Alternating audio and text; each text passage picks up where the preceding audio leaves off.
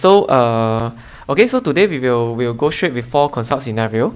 So first candidate we will start with Dr. Wu. Our surrogate today is actually Dr. Lee. He joined us in the past, so let's welcome him. He will be your surrogate. Okay, so I will start the timer. You can start now. Dr. Wu, this is the patient. Okay, Hello. hi. My name is Dr. Wu. I'm one of medical doctor here. Is this Mr. Nicholas? Yeah, I'm Nicholas here, doctor. Okay, hi, Mr. Nicholas. Can you tell me what brought you here today? Oh yeah, doctor. Actually, I have been having this leg swelling for the past 1 week. It's actually getting worse. That I feel that both my leg is now feeling quite heavy. So that's why I decided to come to the hospital today. Uh-huh. Okay. So is this the first time you're having the leg swelling? Does it happen before this? Yeah, it actually happened before, but subsequently it resolved on its own. But this time, for the past 1 week, it has become worsened. So I never had this much of swelling before.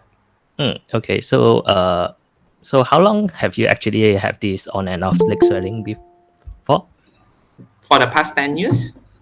Okay, for the past 10 years. Yeah. Okay. So have you seek any medical treatment for that?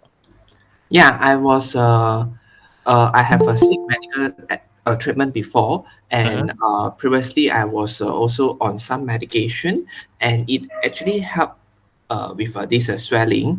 Yeah, Uh-huh. but this time I guess the swelling has become quite bad. That even with taking this medication, it doesn't really resolve. Okay, so have you been diagnosed with any conditions for this leg swelling? Yeah, I actually have this condition. The doctor told me that my kidney is actually having some problem Uh-huh. uh, of leaking protein. Uh-huh. So I'm actually have taking some medication to help with this. All right. So do you know what kind of medication are you taking? Yeah, I'm taking this medication called diltiazem uh, 3 times a day. I'm taking this medication called losartan as well, 50 mg once a day. I'm taking calcium supplements, vitamin D, gastric medication called pantoprazole, and I'm also taking this. They call it furosemide, one tablet once a day. And also, I'm taking this medication called cyclosporine, half a tablet twice a day. Cyclosporine. Okay. All right. Okay, so Mr. Nicholas, back to our initial complaints.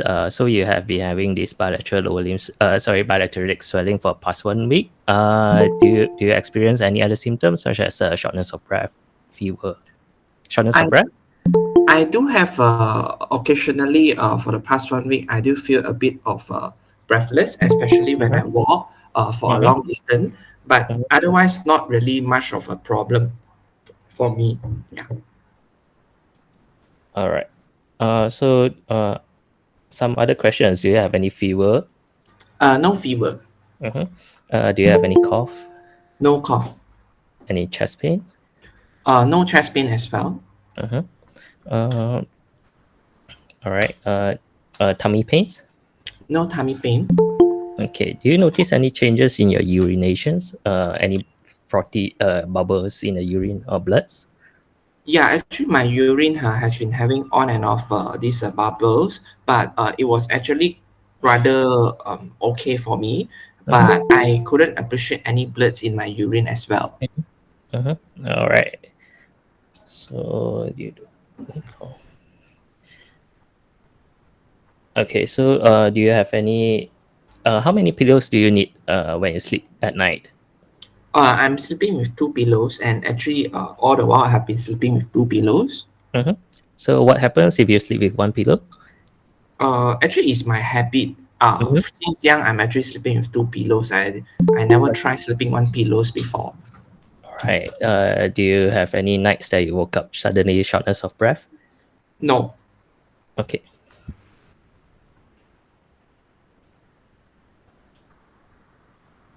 Okay.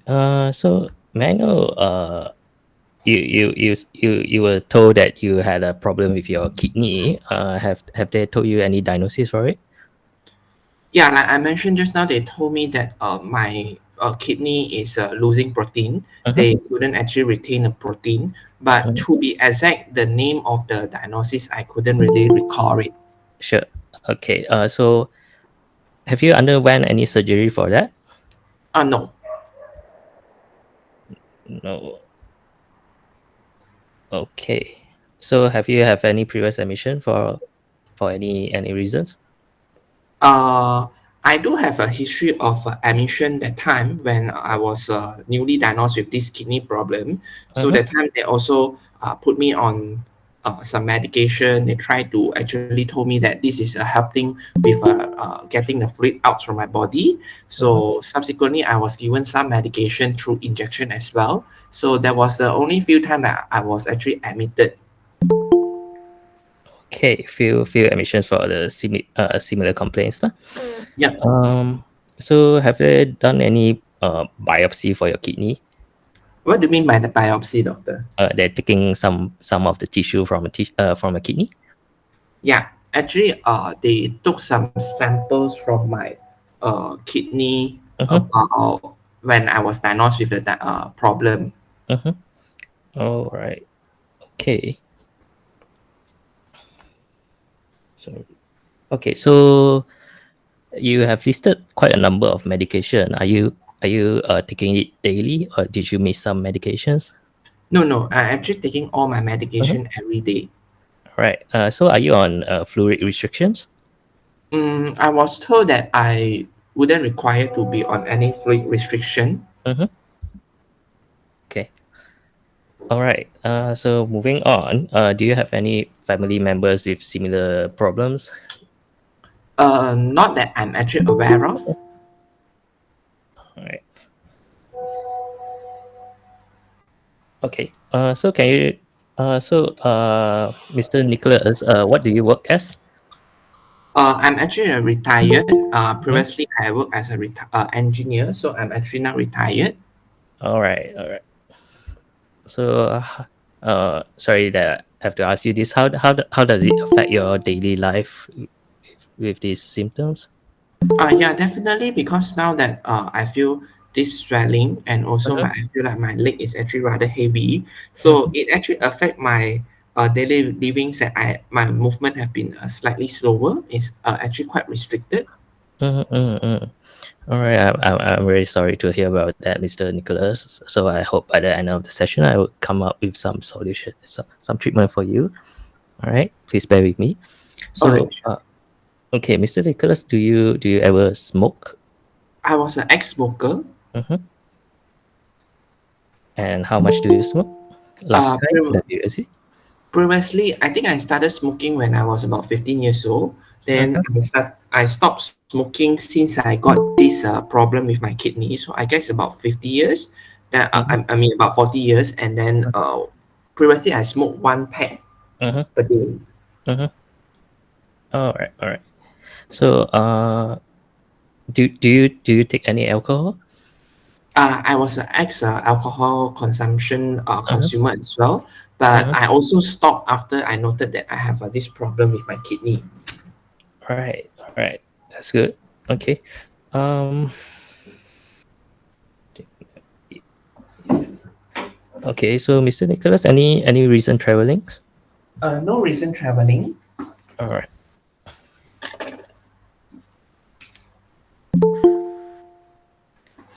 All right, Mr. Nicholas. Can I examine you right now? Sure, you can examine. All right. Can you please lie down? Sorry, lie 45-degree on the bed for me, please. Yep. I'm just going to look at you at the end of the bed. Okay. So, I will take. Can you please remove your shirt for me, please? All right. So do I say what I want to see only, or how? You can just focus on what you are hoping to see and which part that you would like to examine. Okay, Because and we do have some pictures, so if mhm, you say only, we will show. okay, I want to look at the legs. Okay, there is a bilateral pedal edema up to the mid shin. Okay, any skin changes? There is a subcutaneous edema, so it's rather there is all this uh, rather swollen. There is no skin rashes noted. Mhm. I want to look at the face, any puffiness of the eyes. Yes, there is a facial puffiness. Mhm. Okay, then I'll do a GI examinations. Hmm. Looking at the hands first. Look for any Okay. clubbings. Okay, this Or is the hand. It's actually a video.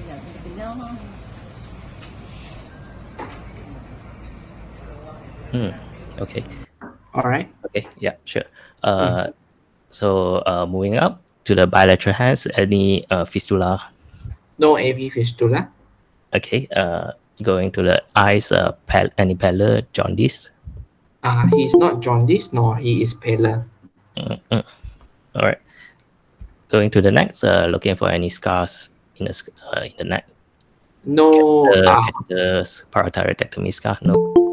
no parathyroidectomy scar. No IJC scar. Mm-hmm. Okay. Looking at the chest, Mm-hmm. I think should be okay. All right. Then CT out. Probably for any limb adenopathy. No cervical lymph nodes or axillary lymph nodes palpable. Okay. Lie him back flat on the bed. Okay. All Then right. I'll look at the abdomen. Abdomen. Is there any scars there? There is no obvious scar noted over the abdomen, but you Mm-hmm. can appreciate that there is a abdominal distension. Mm-hmm. Okay, so I'm going to check for the organomegaly, check for the Right. liver, spleen, Okay.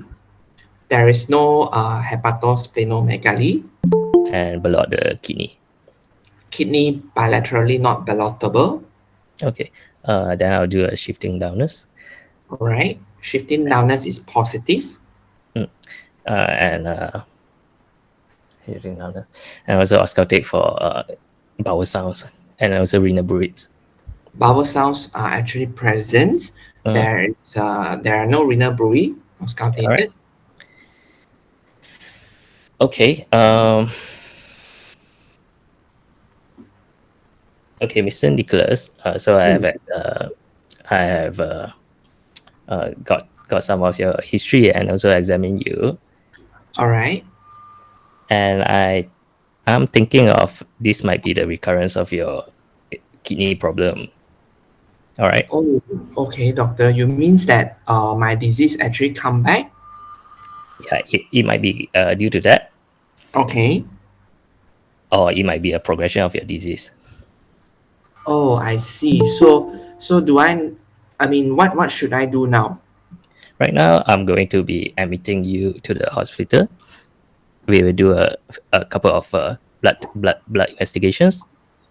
I'll arrange an ultrasound for you, and I'll give you some Two medication to minutes left. Okay. give you some medication to reduce your swelling, Okay. and maybe we need to find out why is it progressing. Do you mean that I need to be a new sample of the kidney to be taken again? That might be a possibility if you couldn't find any causes for your symptoms. I see, doctor. So now you are telling me that is there any chance that this could be like just some infection or anything? Uh, it can infection can trigger your symptoms, but however you didn't have any symptoms suggestive of infection right now. Because yeah, I also have last time when I have this problem, I also have no fevers, just that I have this swelling everything. Then after they took the sample from the kidney, Mhm, actually they actually gave me some very high dose. They told me it's some high dose steroid. So mhm, subsequently, I have some discomfort. In fact, that time I also have no fever. But the mhm. doctor told me that I have infection. So is this still can some infection ongoing now for me? Yes, it's one of the possibility that causes your symptoms. But we will Mm. need to further investigate. All right. In all right. Okay. So in the long term, do I need to be hooked on to a dialysis machine? That might be a possibility if our blood test shows that your kidney are deteriorating. Okay, so there will be still a chance I need to be on dialysis, right? Yes. And how many percent will be that? Will that be? I'm very sorry that I do not have the required Time's up. information right now. Okay, so But Dr. Wu, so would you like to present your positive history, positive clinical findings, and also offer your provisional and differential diagnosis? okay. So Mr. Nicholas is a 65 years old gentleman. Came in because of bilateral lower limb swelling for the past 1 week, associated with shortness of breath or exhaustion, and also passing of frothy urine.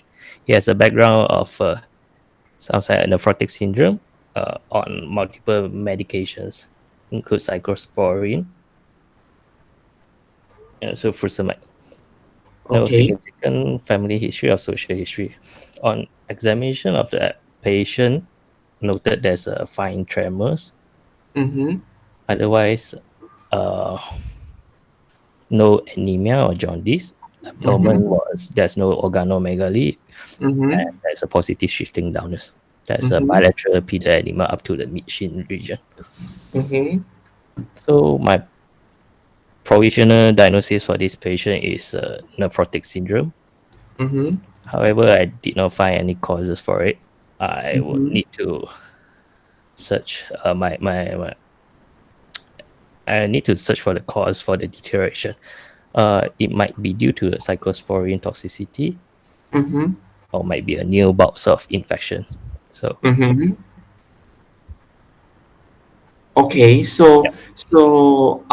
you think that this could be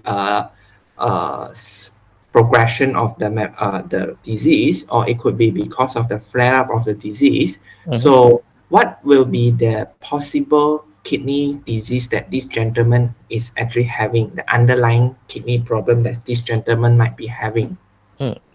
He might be having a minimal change nephrotic syndrome. Okay, Uh, some then more other nephrotic syndromes such as FSGH. FSGH, some more. Uh, Okay. I think that's all. All right. Okay. So, why do you think that this patient might actually have cyclosporine toxicity? By the presence of tremors, Okay. and So the BP was slightly elevated. BP is slightly elevated. All right. So, what other cyclosporine toxicity signs that can a patient have? Cyclosporine, gum hypertrophy, and hypertrichosis. Hypertrichosis and gum hypertrophy. All right. So, do you think this patient needs to be a rebiopsy? Um, well, it depends on the cause. I think if it's a known case of uh, minimal change, I don't think he requires a rebiopsy. Okay, and how would you manage this gentleman since you mentioned that he will need admission? So what will you do after he is admitted? Okay, we will call manage with the nephrologist, call management Okay. with nephrologist, and Mm-hmm. start him on medical treatment.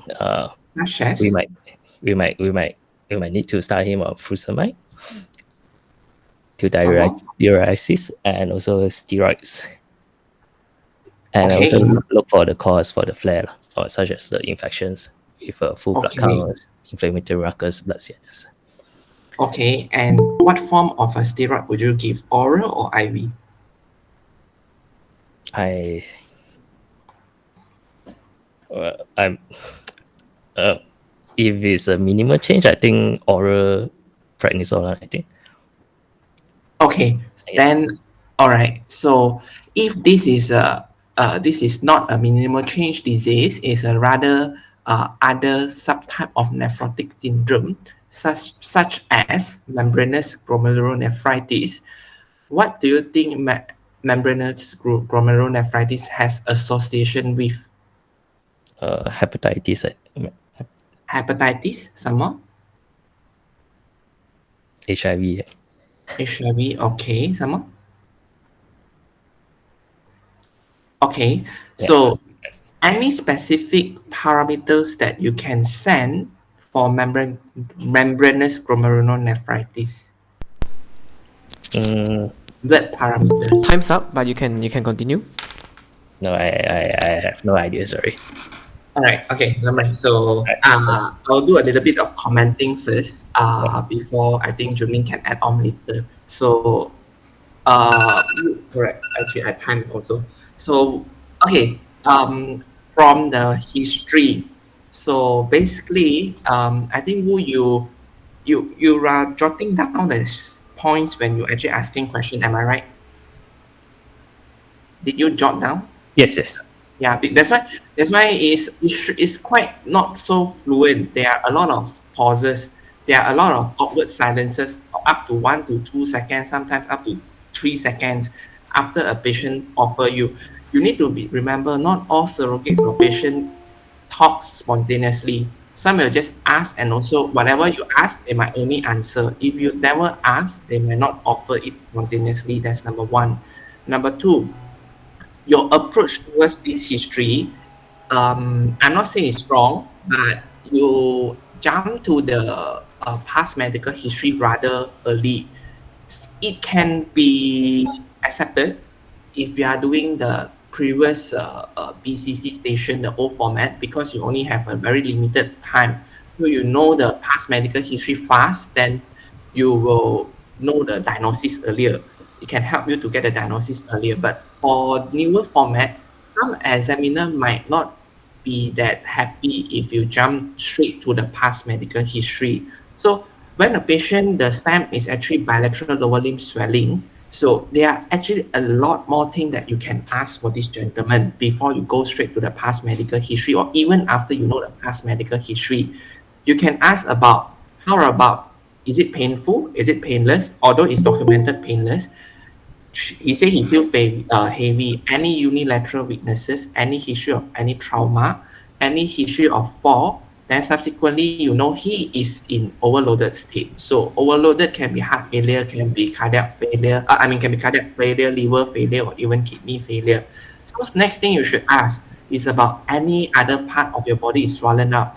Is there any swelling over the face? Is it any abdominal distension? Is it any shortness of breath, in which some of which you ask? Then subsequently, you should ask about insomnia, PND, in which you ask as well. Then there are actually a lot of, I would say, is the whole systemic review. You actually run this a lot. You didn't ask about some of it you asked, but it's rather here and there. Fever, yes, but if a patient is on this cyclosporin, they can actually very prone to get infection. In fact, in the end, I try to pull you back to infection. It's because you need to be very specific. Any bubbles in the urine, any hematuria or blood in the urine, any sandy urine, any increase in frequency when you pass urine, any pain in the urine, then that part you actually didn't actually touch. If you ask me, I will say, yes, doctor, I have noticed that I need to urinate more for the past 1 to 2 weeks.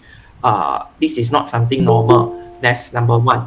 Then after that, your systemic review is very here and there. Some of the system I don't think you touch at all. You didn't touch about rheumato, although yes, it's not that important, but you still need to screen. You didn't touch about joint pain. You didn't touch about any alopecia or any mouth ulcer. So I'm quite glad that in the beginning you actually asked about the medication. So if I tell you I'm on this cyclosporin, eventually you need to think behind your mind that, okay, he is on this medication. So you will anticipate during physical examination, you might have the sign. You need to show to the examiner you examine and look hard for this complication from this cyclosporin. That's number one. But from history-wise, you can also ask about the complication from cyclosporin itself. You can ask the patient, do you notice that your hand is actually having some shakiness? Do you notice that your teeth is getting loose because of this gum hypertrophy? Do you realize that you are getting more hairy? Your blood pressure become more difficult to control? That's something that you should actually ask in the history as well. So if because you actually had a lot of time, I would say you have a lot of time, but there are too many pauses. There are actually a lot of things you can ask in the history that you actually didn't ask. Then you ask a little bit about family history, but you just quickly go through it, not very detailed.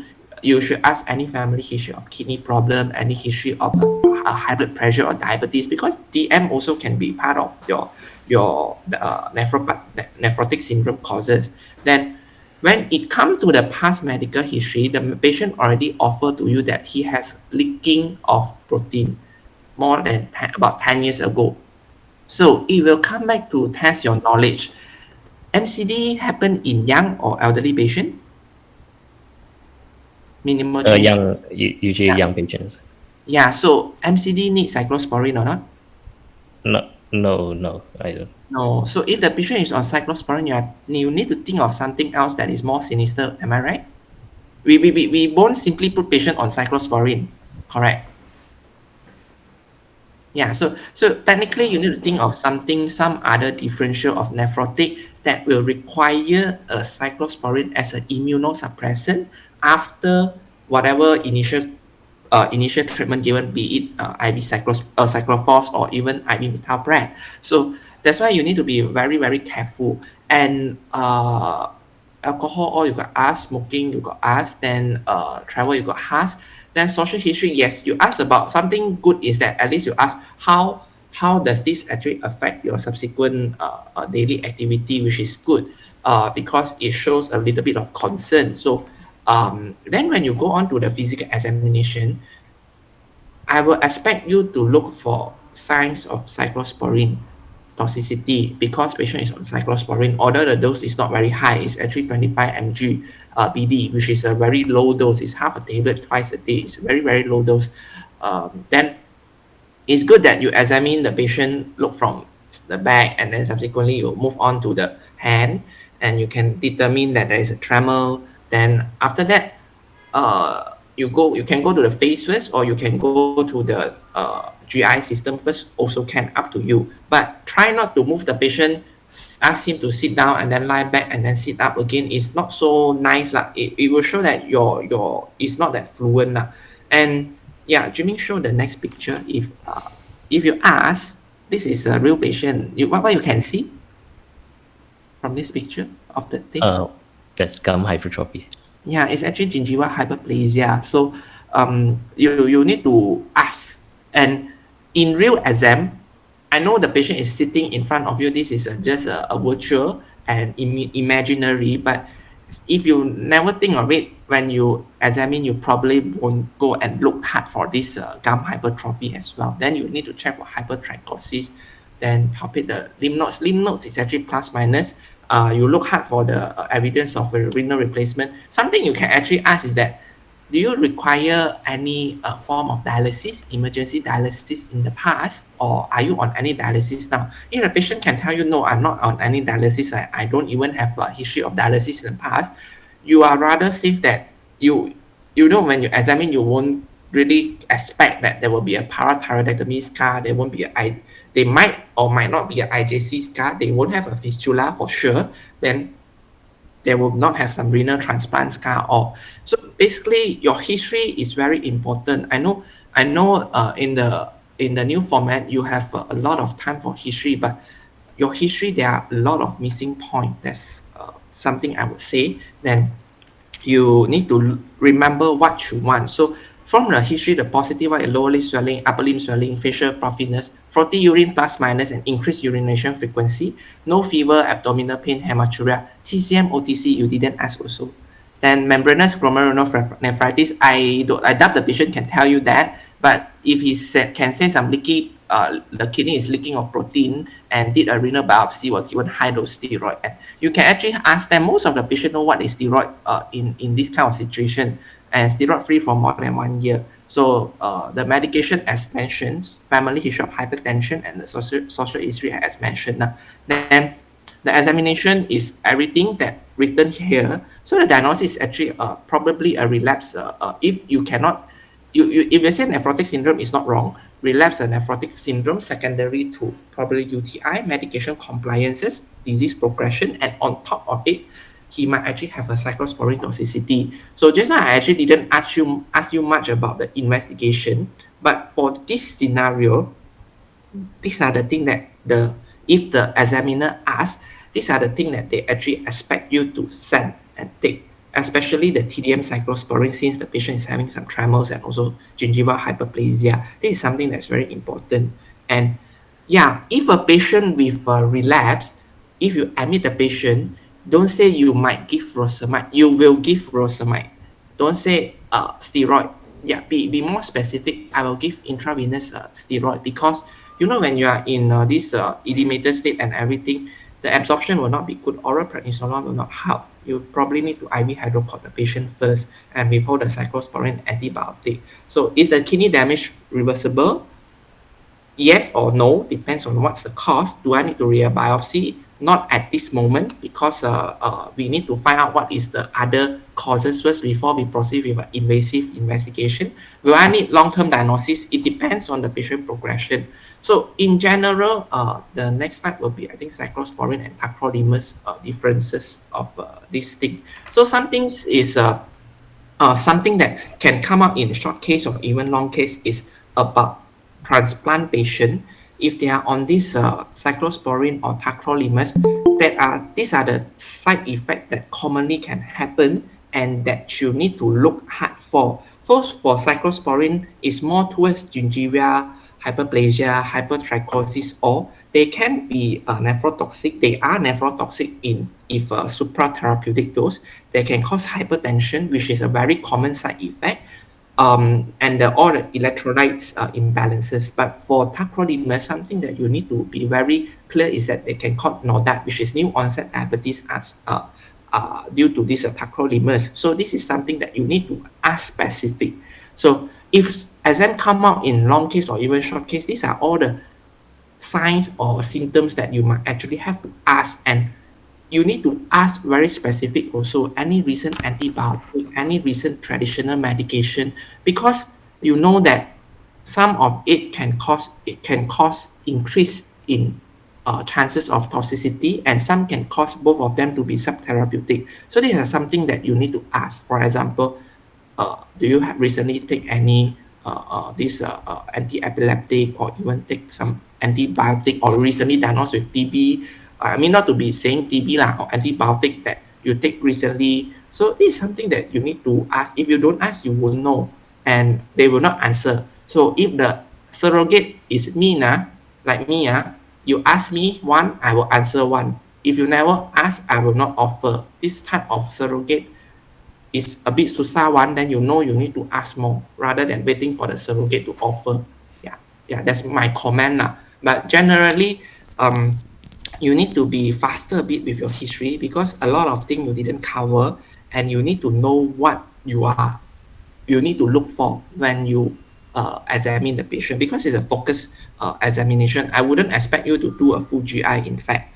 Then you need to brush up a bit on your knowledge, because MCD is usually young patient, and for the question that membranous glomerulonephritis is usually associated, it can be associated in malignancy. So if an elderly patient come in with nephrotic syndrome, a 70 years old come in with a nephrotic syndrome, first thing you need to think is screen for malignancy, send all the tumor marker, do some basic scan, look for any hidden malignancy.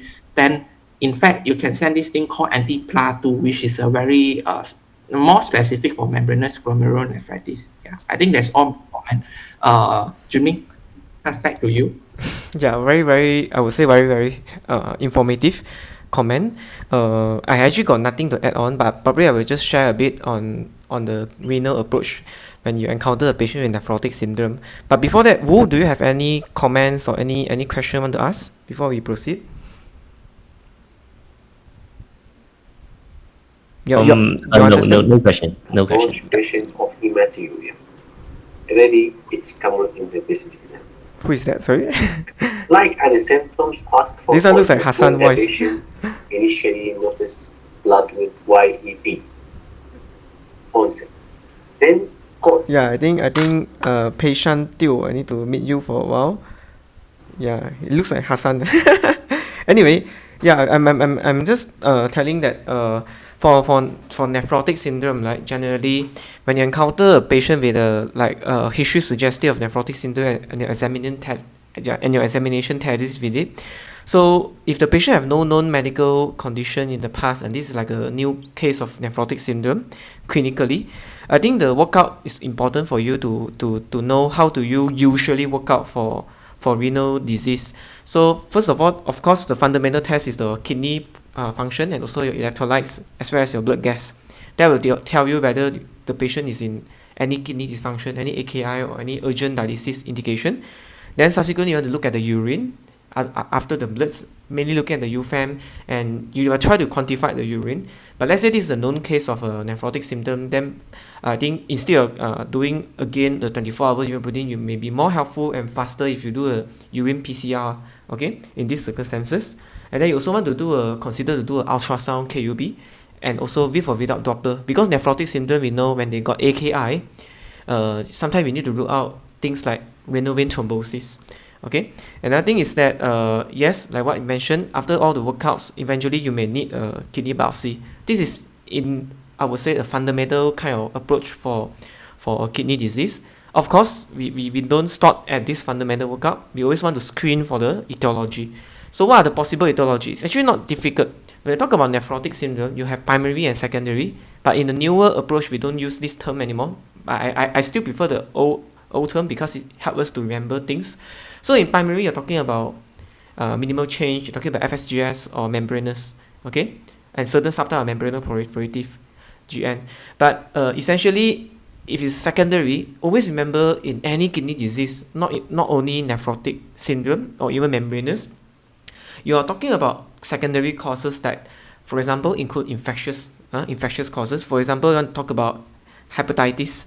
You can talk about HIV, you can talk about IE, you can also talk about things like post-strep GN or post-infectious GN, in which you need to order for ASOT. So infective is like one domain. Second thing is actually about autoimmune. Younger patient, you are thinking more to infective or autoimmune more. So autoimmune, you want to know all the autoimmune workup. Commonly being SLE kind of workup. You want to do an anti-DS DNA, ANA, C3C4, ESR, CRPs, and also you may also want to consider to order a vasculitic screening, which is the MPO, PR3, and also the GBM as well. Okay, so other than that, the third thing is actually you want to know whether that is in the older population. You want to know, like what Yihong say, whether there's any association with malignancy. So malignancy, you may want to consider sending some tumor workups and also consider some imaging as well. So you mainly got these three that you can investigate. But the fourth one essentially is from the history, because I don't recall you asked about any traditional drug usage or any over-the-counter medication use, other than asking, because the patient got a long list of medication, so sometimes you may be a bit too focused on try to recall what medication patient is on, and you forgot to ask a standard template for drug history. So for every drug history, we ask routinely. First, can you list out to me what are the medication that you are on? So most of the time, patient or surrogate will be given a piece of paper with all medication written there, so it will actually make the process fast and easy for you. And then second thing is after you know all the medication, you must ask whether there's any change in medication dosage, any additional or any removal of certain medication. And don't forget about asking traditional over-the-counter medication. This is like a whole set thing. We shouldn't miss any of it, okay? Because some certain thing like nephrotic syndrome, especially membranous, they actually can be because of the traditional medication used, for example, aristotoxic acid. So this one can cause drug-induced membranous nephropathy. Okay, so drug is something that you can ask from the history only. But investigation, don't forget that there's this true entity that can exist in any form of GN. So we're talking about diabetes.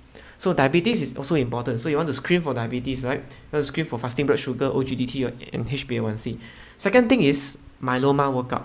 Multiple myeloma or even light chain myelopathy, they tend to present very subtle sometimes, and can be frank nephrotic as well. Although it usually started with some tubular proteinuria, like subnephrotic kind of range, but gradually they become nephrotic as well in the later stage. So myeloma workup also something to consider. So this is kind of like the 5 common causes that you want to screen for secondary workup. And the last domain when you investigate the patient is talk about complication. So complication, you want to look for renal anemia, you want to look for what is the HB like, what's the PBF, iron study, storage, and also nutrition like B12 and folate. Second thing is you want to look at the MBD disease, mineral bone disease. So you want to do for example, IPTH, calcium phosphate, L-phos, and also consider DEXA scan. Okay, and the third thing is always about the heart. Okay, because we know cardiorenal. So sometimes we want to know whether the heart also got any concomitant heart failure or not. So we want to do an echo and X-ray or even ECG. So this is like a very basic kind of workup. I would expect every nephro kind of scenario you will mention all this routinely, because this is how we usually work out for a kidney disease patient, and especially in the case of glomerulonephritis, regardless if it's a nephritic or nephrotic. Okay, the rest of it, like what Yi Hong said, is just more knowledge, and the history and the examination. I think he have mentioned all. I have nothing added. But like I said, drug is also important. Always review the drugs and try to elicit whether there's any drug-to-drug interaction. Very famous, I would say, in the PACES exam, they try to test you on the knowledge of whether you notice that this drug combined with another drug actually can cause some side effects, for example, or can cause some side effects. Sometimes can be important enough to become a chief complaint. Sometimes can just be things that associated with that. So for example, St. John Woods actually is an enzyme inhibitor which actually will increase the tacrolimus or even cyclosporine level, and that can cause toxicity, nephrotoxicity. Okay, so tubular injury because of the calcineurin inhibitor is something that we always want to watch out for. Okay, alright, if no question, then I think we will let Yi Hong go, and then we will proceed with second scenario. Okay? Yeah, thank you. Okay, thanks. Okay, Alright. so next candidate is actually Kelvin, right? Kevin, are you there?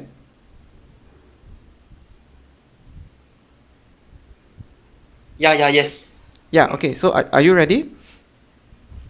My screen. Okay, yeah. All right. You're ready, yeah. So let me just prepare my timer, and then I will give you 4 minutes, and then when it's up, then we will start, okay? So your time start now.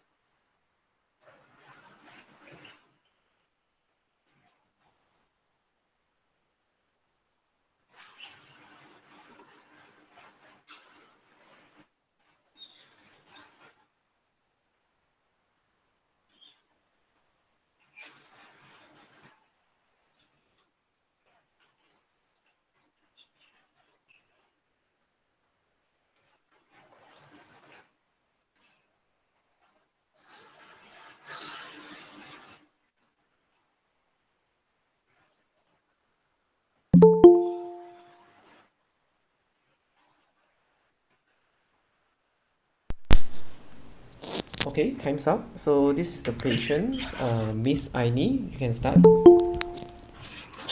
Hello, hi, Miss Ani. I'm Dr. Kelvin here. I've been sent here to investigate regarding your condition. Can you tell me more about your leg weakness? Yeah. Doctor. So I have been having this leg weakness over both of my legs for the past 3 months. I'm very worried, doctor. It's actually getting worse, I feel. Can you tell me more about the weakness? How did it start? How did it progress? So actually, it comes on and off. I would say, sometimes when I wake up, in the morning when I try to walk, I felt that this weakness actually can get more as I walk for a while, and then I rest, and then this weakness tends to go away, and then, but it comes again later on. So I'm very bothered by this. So you're saying that the weakness actually improve with exercise, is it? With movement, is it? No, not really. Sometimes I rest, I walk. It's actually more energy, and then I become weak later on. But sometimes when I rest for a while, when I walk, it's still weak. I see. May I know, does it happen suddenly, or has it been worse over these past 3 months? I would say for the past 3 months has been on and off there. Initially, I thought it's because maybe I got underlying cholesterol issue. Maybe it's because I got stroke. I don't know. But it has been there for the past 3 months, and I actually can gain full energy level in between. When I don't have any weakness, I can walk like no problem. But when I have this weakness, I'm very worried. It comes about I, few minutes to hours, and then after that, it will resolve by itself. I see. Do you have this before these 3 months? No. Is this the first time it ever happened to you, this weakness? Yeah, for the past 3 months, yes. Okay. Is there any pain when you have this weakness? No, there's no pain. Okay. Do you find is there anything to make it worse, this weakness, throughout the whole day? Like I said, probably because of some activities, but sometimes not really as well. When I rest, I feel a bit better, and then it actually feel like it's difficult for me to actually stand up even from the sitting position or even for lying. I see. So do you have difficulty going upstairs then? Yeah. I can't go upstairs because of this weakness. I see. How about combing your hair? Any difficulty reaching up a high Yeah. places? I cannot also hanging my clothes also cannot. Wearing my shirts also have difficulty. I see. Okay, and this must be very scary for you, Miss Ayn. I hope I can get to the bottom of this at the end of this consultation. I would like to ask a series of questions that may help me come to the diagnosis of yours. Do you have any headache actually? No. Any blurriness of vision? No. Any double vision you see? No. Okay. Any episodes of fitting as in the past or now? Jerking movement? No, not really. Yes. Okay. Any numbness you have experienced? No. Any vomiting in the morning? No. Okay. So, and then, do you have any difficulty speaking? Speaking? No. Yeah. Anything wrong with your swallowing? Like difficulty swallowing or not? No, I can swallow well. Okay. Any change in your voice? You realize? No. Okay. Do you have any shortness of breath? No. Any chest pain or racing heartbeat? No. Do you notice that you need to sleep on more pillows lately, No. or waking up in the morning to in the night to catch for breath? No. Okay. Any cough? Any cough or any runny nose lately? No. Okay. May I ask, do you have any fever for the past 3 months as well? No. No fever. Okay. Um, do you have any experience any diarrhea or vomiting? No. No diarrhea or vomiting. Okay. Any change in your color of your skin? No. Okay. Don't ask. Is there any difficulty in passing urine? No. Any problem in the urination, like getting frothy or change in color? No. Oh, no. Okay. Do you have any swelling anywhere, your neck or any parts of the body? When you talk about swelling, I realized that you can see that my neck here, I feel a bit full, doctor. Okay. When has this happened? When did this swelling happen? I am not very sure because it actually quite mild. I just noticed this recently about 1 month ago. I see, 1 month ago. So does this swelling happens after the weakness that you're experiencing? I think so. Does it get very much bigger rapidly over the past 1 month? Not really. I mean, I didn't realize it. Probably it already becoming this kind of size when I notice it because it's not really disturbing me until I look in front of my mirror and then I realize this. I see. So it's not something that probably it could have been longer than 1 month. Is that what you're telling me? Possible. I'm not very sure. I see. No one has ever mentioned to you, your close member or family has ever mentioned to you that you have swelling in your neck before this? No, no. Okay, okay. Do you have any? Thanks for showing me that. Do you have any joint pains anywhere? No. Any mouth ulcers? No. Any loss of hair? Uh, I do realize that if I go for a shower, my hair tend to lose a bit more than usual. I see. How long has this been already? This loss of hair? I would say about for the past half a year. I see. Have you lost any loss of weight or appetite lately? I think my weight has been losing slowly without I intentionally doing so. I was about 65 kg and now almost 60 kg. Over the past how many months you have been This losing is the about weight? 3 months. 3 months, and you have not putting any effort on it, right? No, Not no. not on. In fact, I'm Okay, happy with it because I appetite is quite good and then I'm losing weight. okay, okay. Do you notice any change in preference to weather, like in the sense that you cannot tolerate hot weather or cold weather? I think it tends to sweat a lot, especially in a hot weather. But in a cold weather situation, sometimes I do feel a bit heaty. I see. Okay, all right. Do you notice any change in your facial experience? No, no, Except your neck. Okay. Any facial flushing? no. Do you notice? Do you have any tremor when you realize? Do you feel a bit more tremor on your hands when you hold something? You notice that? You mean shakiness? Yeah, shakiness of your hand. Yeah. Sometimes, but most of the time I feel okay. Okay. All right. May I ask you, Miss Aini, do you have take any medication? Yeah, like I say, I have a cholesterol issue. So this I was told that this is a family thing. That's why I was started on the medication called simvastatin 20 mg at night by Okay. my GP. Okay. Anything else? No, only one medication. Okay. Is there any change in medication? No, I have been taking this for almost 2 years. Oh, okay. Any allergy do you have No, to drugs or medication? no, Sorry to ask you, do you take any traditional meds on top of your statin that you're taking? no, Any steroid medication or anything that you buy over the counter? no, Okay. All right. Do you have any other medical history besides cholesterol? no, only one. Any surgical done before? No, Surgery? All no. right. Thanks for having that. How about family history? You told me your family has any history of high cholesterol. How many? Is there anything else in the family that I should know? Medical condition that I should know besides cholesterol? I think my mom and also my auntie from my mother's side actually got some thyroid issue as well.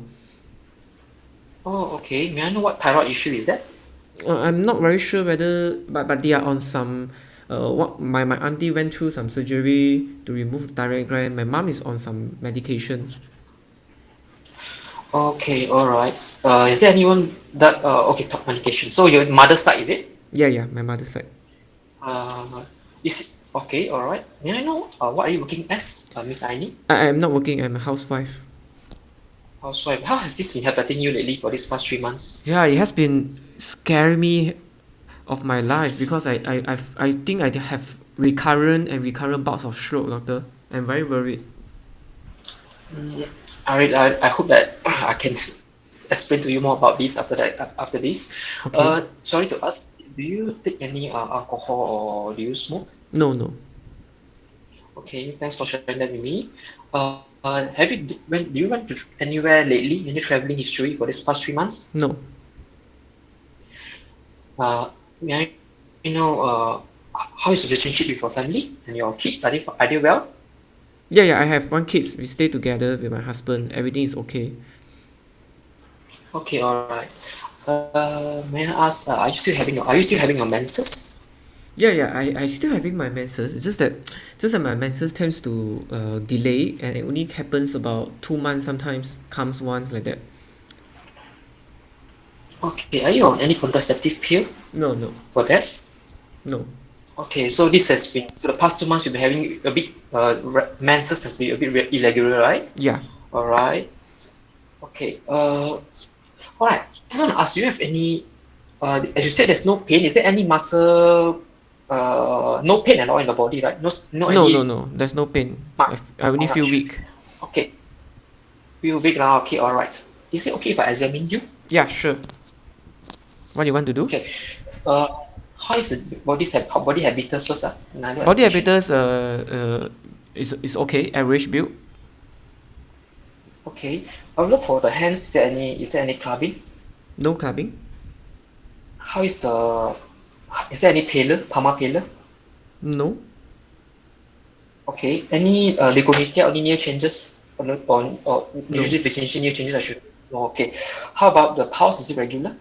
Yeah, pulse is regular, but you notice that she's a bit tachycardic. There's no AF. Okay, tachycardic. All right. Is there any bruises on the hands No. and on the arms? Any thinning of skin? No. Okay. Now the face. Is there any loss of hair? You can't appreciate that. Okay, I appreciate that. Okay. I'll look at the eyes. Is there any proptosis or any exophthalmos? No proptosis or exophthalmos. Any lid retraction? So when you do the maneuver, you ask patient to look up and look down. Yeah. There's no retraction. Okay. I would like to use check palpate the mass. Is it moved during swallowing? So you ask patient to drink with a cup of water. The mass move up with swallowing. Okay.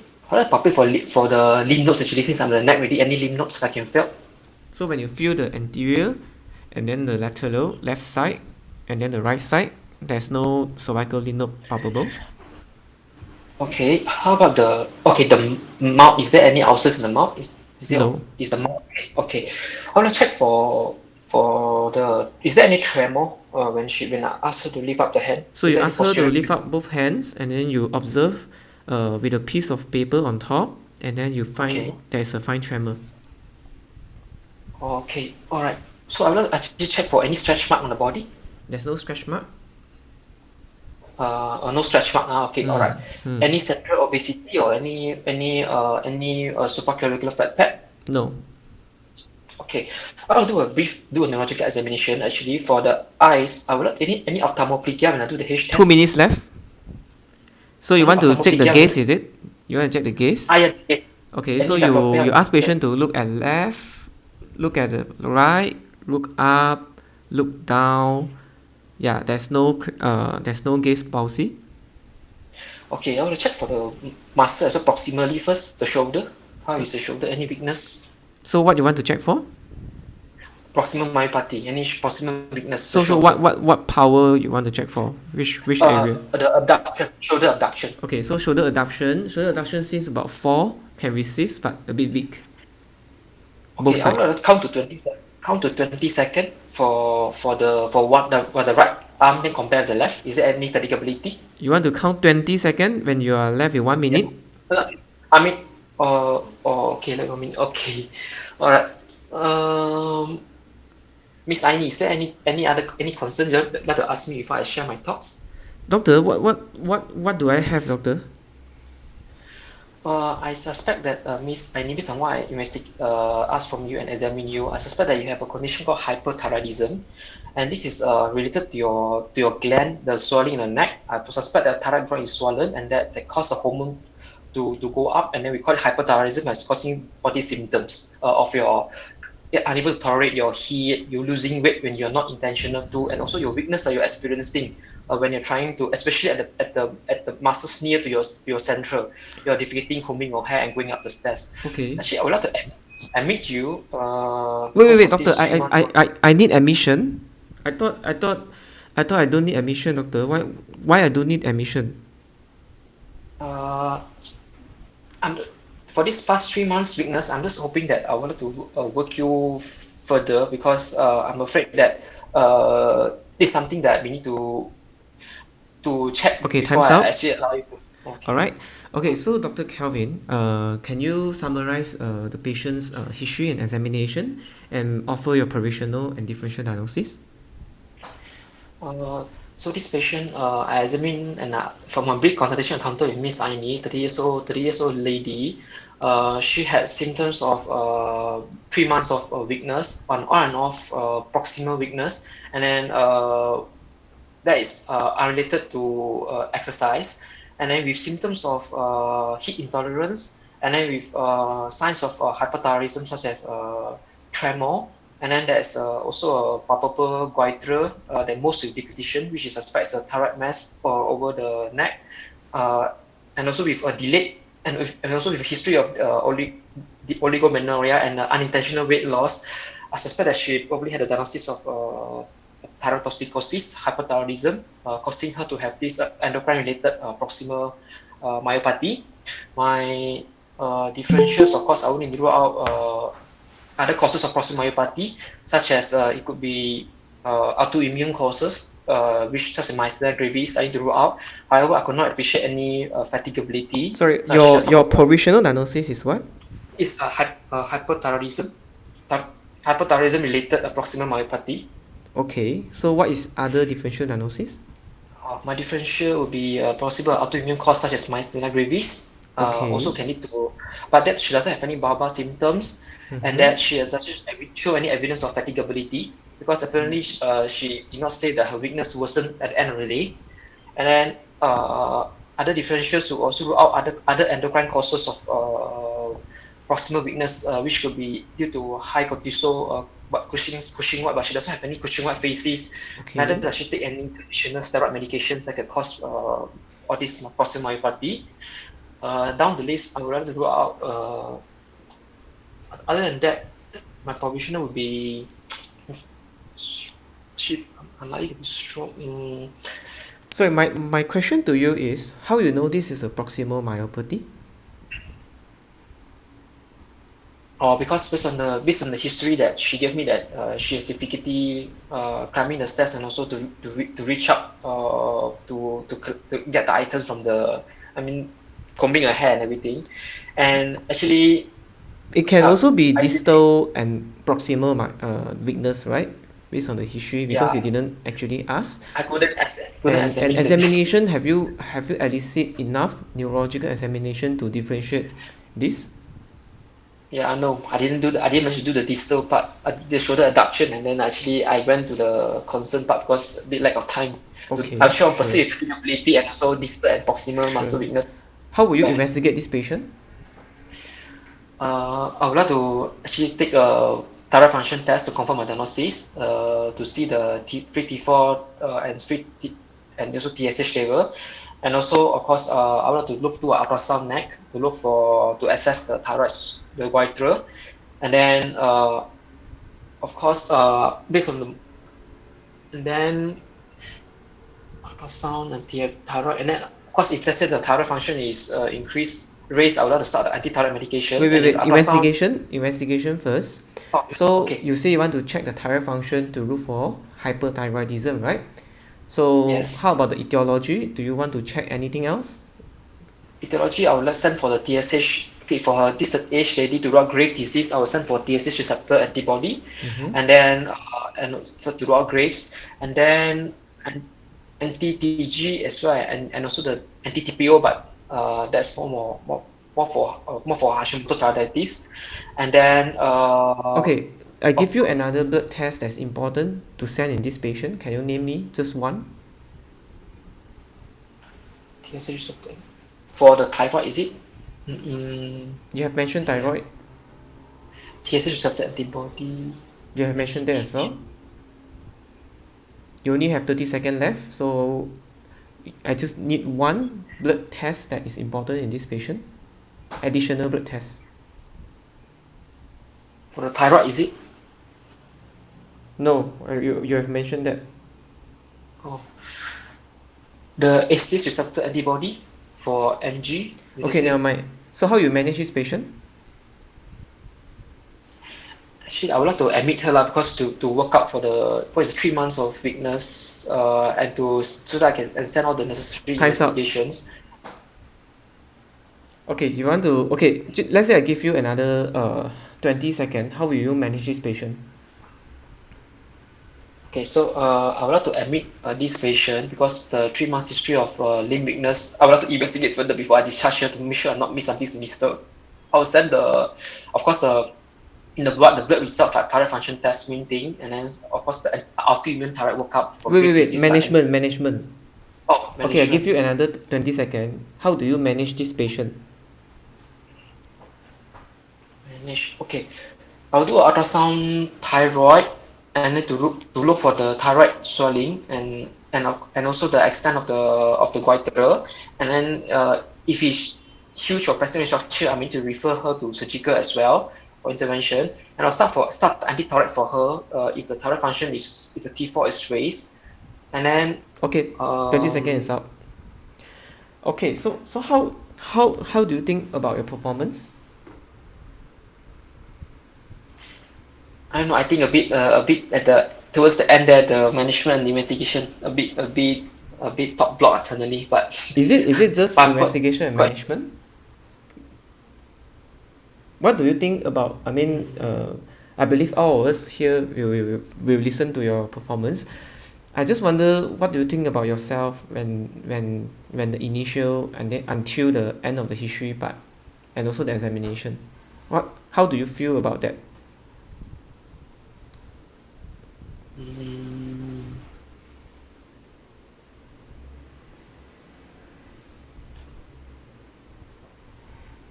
Not very sure. Maybe towards the end, a bit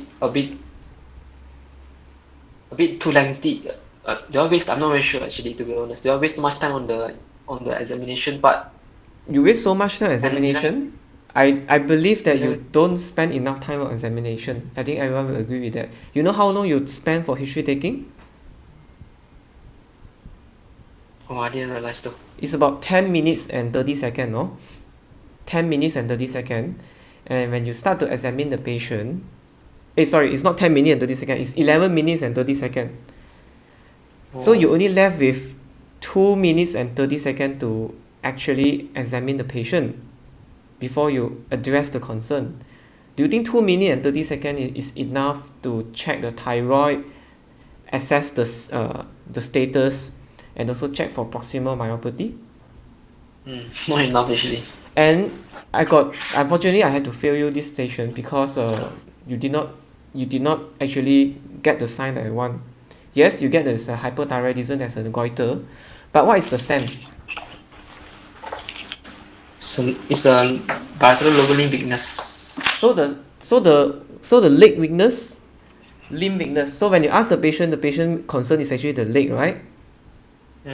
Leg more than the hand and also the shoulder. Like shoulder is what you ask lah, but what the patient tell you is actually the leg. So in this patient, you should examine the lower limb first, and you should ask the patient to walk, because the calibration is going to be lower limb examination, and you have to check for the power over the proximal and the distal, and you want to check whether there's any goal sign or not, any proximal, any wandering gait or not, in particular when you ask patient to walk. If you don't do these two, you will not get marks for the physical examination, because you did not hit to the point, to the patient chief complaint. Yes, you get the diagnosis of hyperthyroidism, but you did not do the essential thing. The most fundamental thing for this station will be lower limb examination. Okay? And what is your differential diagnosis when you encounter, when you know that, oh, this is a hyperthyroid, you're very sure this is hyperthyroid causes proximal myopathy.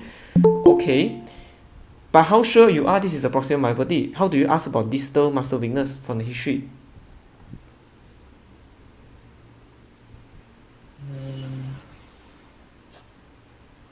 It's not that difficult, right? But how do you ask in a simple way?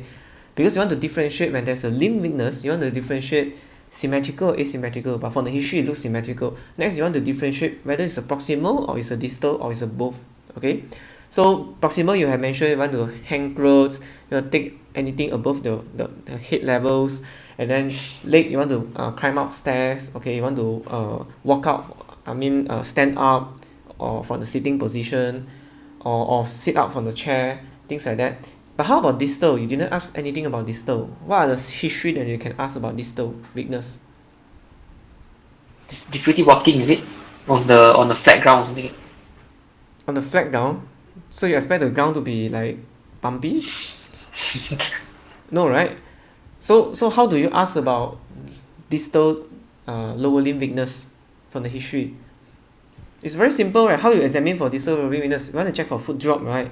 So you must ask the patient whether the patient have any difficulty to walk, and the leg and the foot tends to fall behind. Or another easier way is, do you have difficulty to stand tiptoe? Any issue in tiptoeing? If patient can do this too, essentially it's already excluded that this is a distal muscle weakness. Okay? How about the upper limb, distal?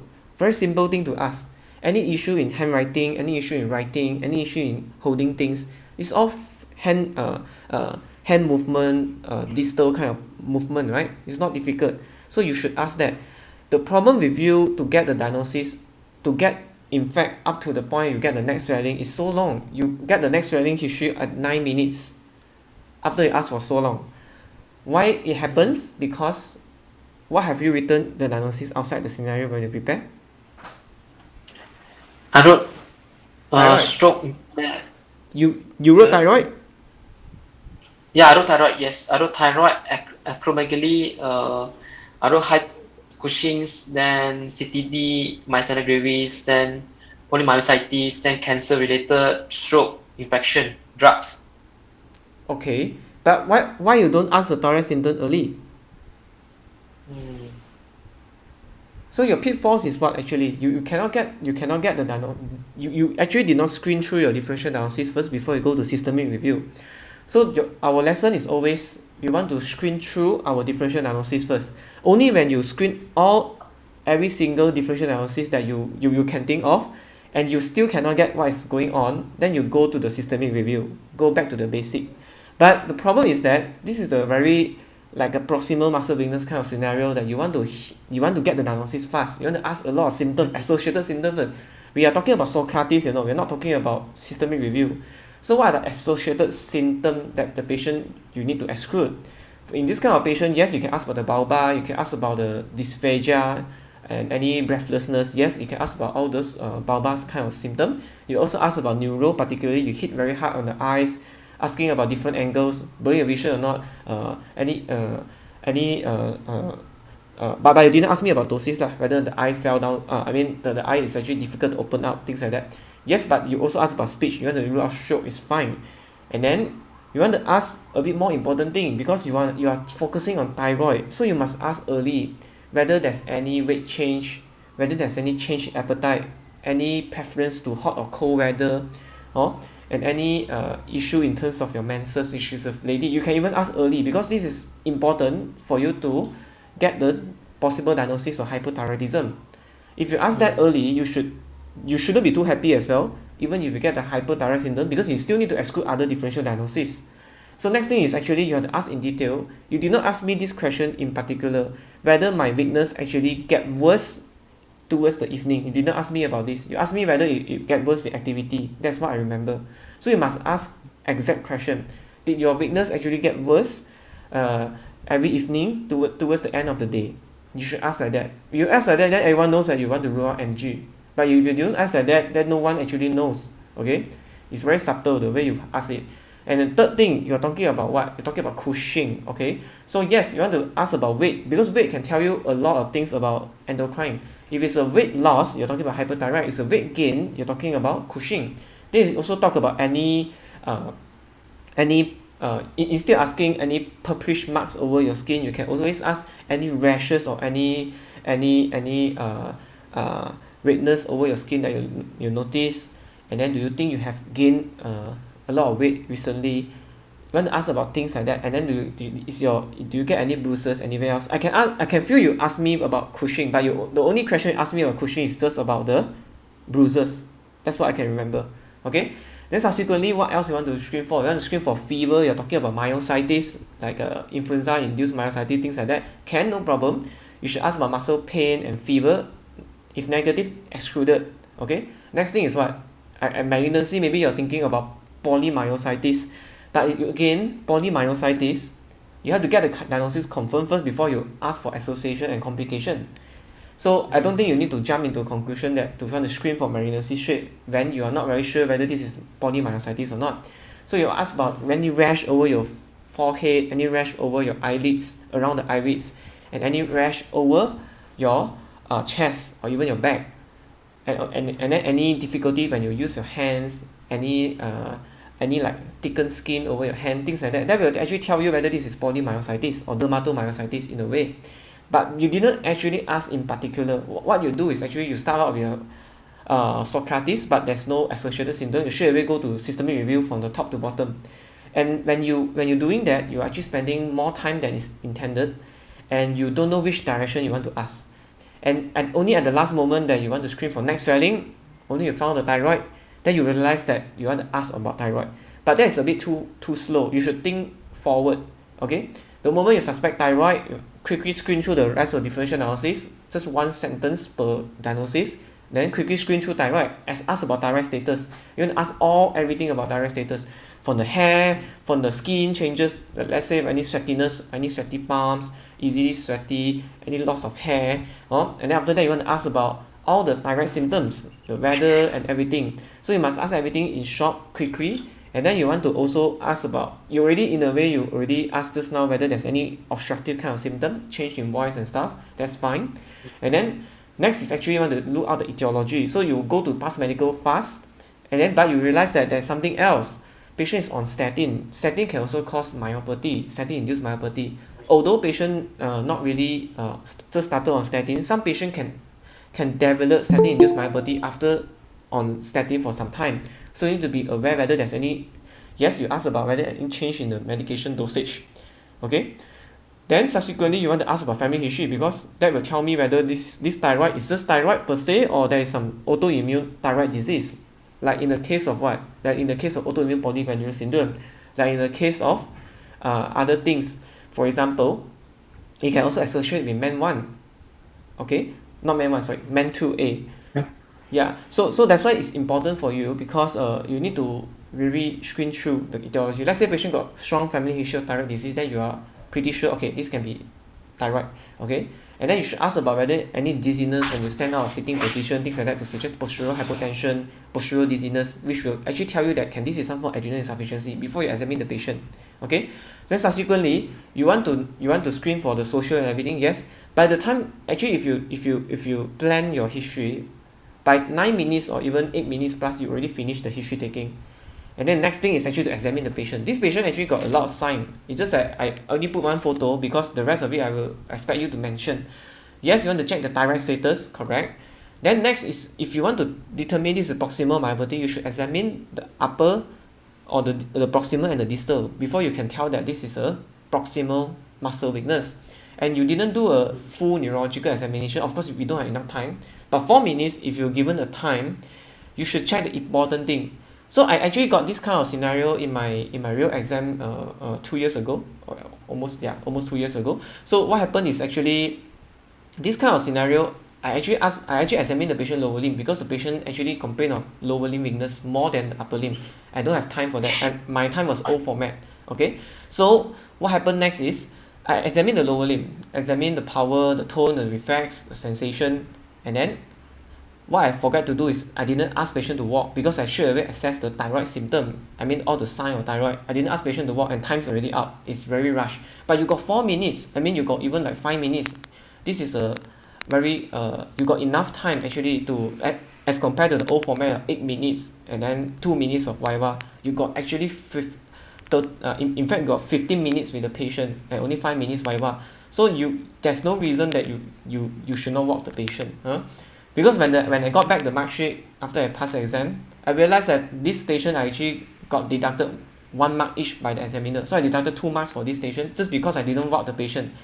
Because the examiner calibrated gait as one of the compulsory solid hard sign. So you see, if I calibrate this patient lower limb examination, right, you won't get any mark, you won't get any mark at all for your physical identifying physical sign component. That's very dangerous.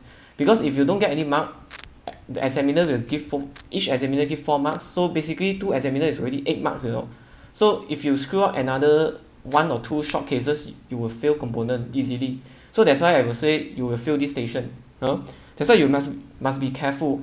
You go back to the chief complaint, you examine that one first. Let's say patient have chest pain, you want to examine the chest first, right? You can start with peripheral, but ultimately your main dish is the chest. Just like this patient, the main dish is actually lower limb. You should go with lower limb first. I know it's very tempting, the thyroid status is very tempting, but if you haven't got the diagnosis of proximal myopathy, no point talking about hyperthyroidism. Okay? And when you talk about proximal myopathy secondary to hyperthyroidism, what is this entirety called? And it happens periodically, it happens intermittently. So what does this condition called? Hypokalemic periodic paralysis. Yeah, it's a one form of hypokalemic periodic paralysis, but this is what we call as thyrotoxic periodic paralysis, TPP. Thyrotoxic periodic paralysis. And most often is associated with hypokalemia. So when I ask you, you have mentioned all the thyroid function, everything already. When I ask you just one single result you want to order, it's actually pure potassium. But you cannot think of this, your brain is already frozen, you see. So that's why you always need to go to the exam with open-minded. You must always think a bit broad. It's not just about thyroid, okay? This is no longer a station to look everything about thyroid. It's actually more on proximal myopathy. That's why you need to screen through that. And you also need to tell the examiner there is a possibility of drug-induced or statin-induced myopathy because patient is on 2 years history of statin. It can also develop sometimes. And then what are the other differential that you want to put other than the thyrotoxic periodic paralysis and also hypokalemic periodic paralysis? What else? Besides statin myopathy, is it? Yeah. What else?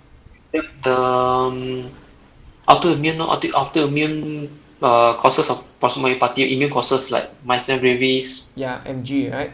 So this patient, you must make sure you want to check for the skin also. You want to look for any vitiligo, because vitiligo can tell you there's any autoimmune association. And if you have enough time after I check the thyroid status in this patient, you should actually offer to do a fatigability test. Yes, but you don't ask patient to do 20 seconds. That's a long time. 20 seconds in exam will kill you easily if you don't get the sign. So always tell the patient to do, you check the power of the shoulder first, both sides, you press, okay, 5 out of 5 or 4 out of 5 or whatever. And then you ask one side, just do 10 times. You can just do 10 times as quick as you can. And then after that, you can straight away check already. Not necessarily need to count and then things like that. Okay? Alright? So if I want to calibrate, it's a very extensive, long kind of scenario. But I just want to tell you, there's a lot of things that you need to look out for. Yeah, Cushing you mentioned. Bear in mind, this kind of periodic kind of limb weakness, you also need to watch out whether there can be any possibility of Lambert-Eaton myasthenia syndrome, which is typically associated with some form of malignancy. LAMS can happen because last time when the RCP, during the old format, one of the sample scenario is actually about LAMS. Lambert-Eaton myasthenia syndrome. What happens is that they usually get weak throughout a while, but towards the end of the day, they actually will not feel the weakness. So it's actually like initially strong, then become weak, then become okay back. So this is kind of the history that sometimes you will get able to get. That's why the timing of the weakness and the pattern of the weakness is actually important in this scenario. Okay, so thyroid function test, yes, you have mentioned that RP, cortisol want to rule out, and then anti-TG and also the TSI. Okay, ultrasound, metabolic screening. So when I ask you how do you manage the patient, you don't tell me I want to do an ultrasound. It's all investigation. So management easy, make it easy. Don't need to.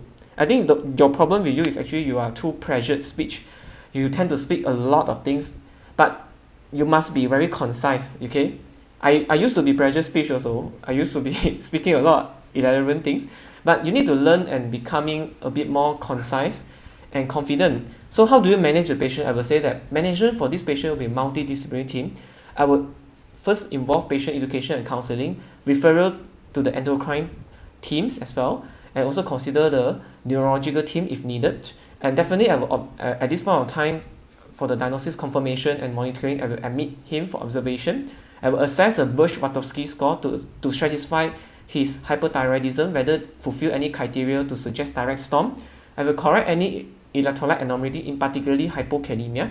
I will start the patient on carbimazole and also beta blocker.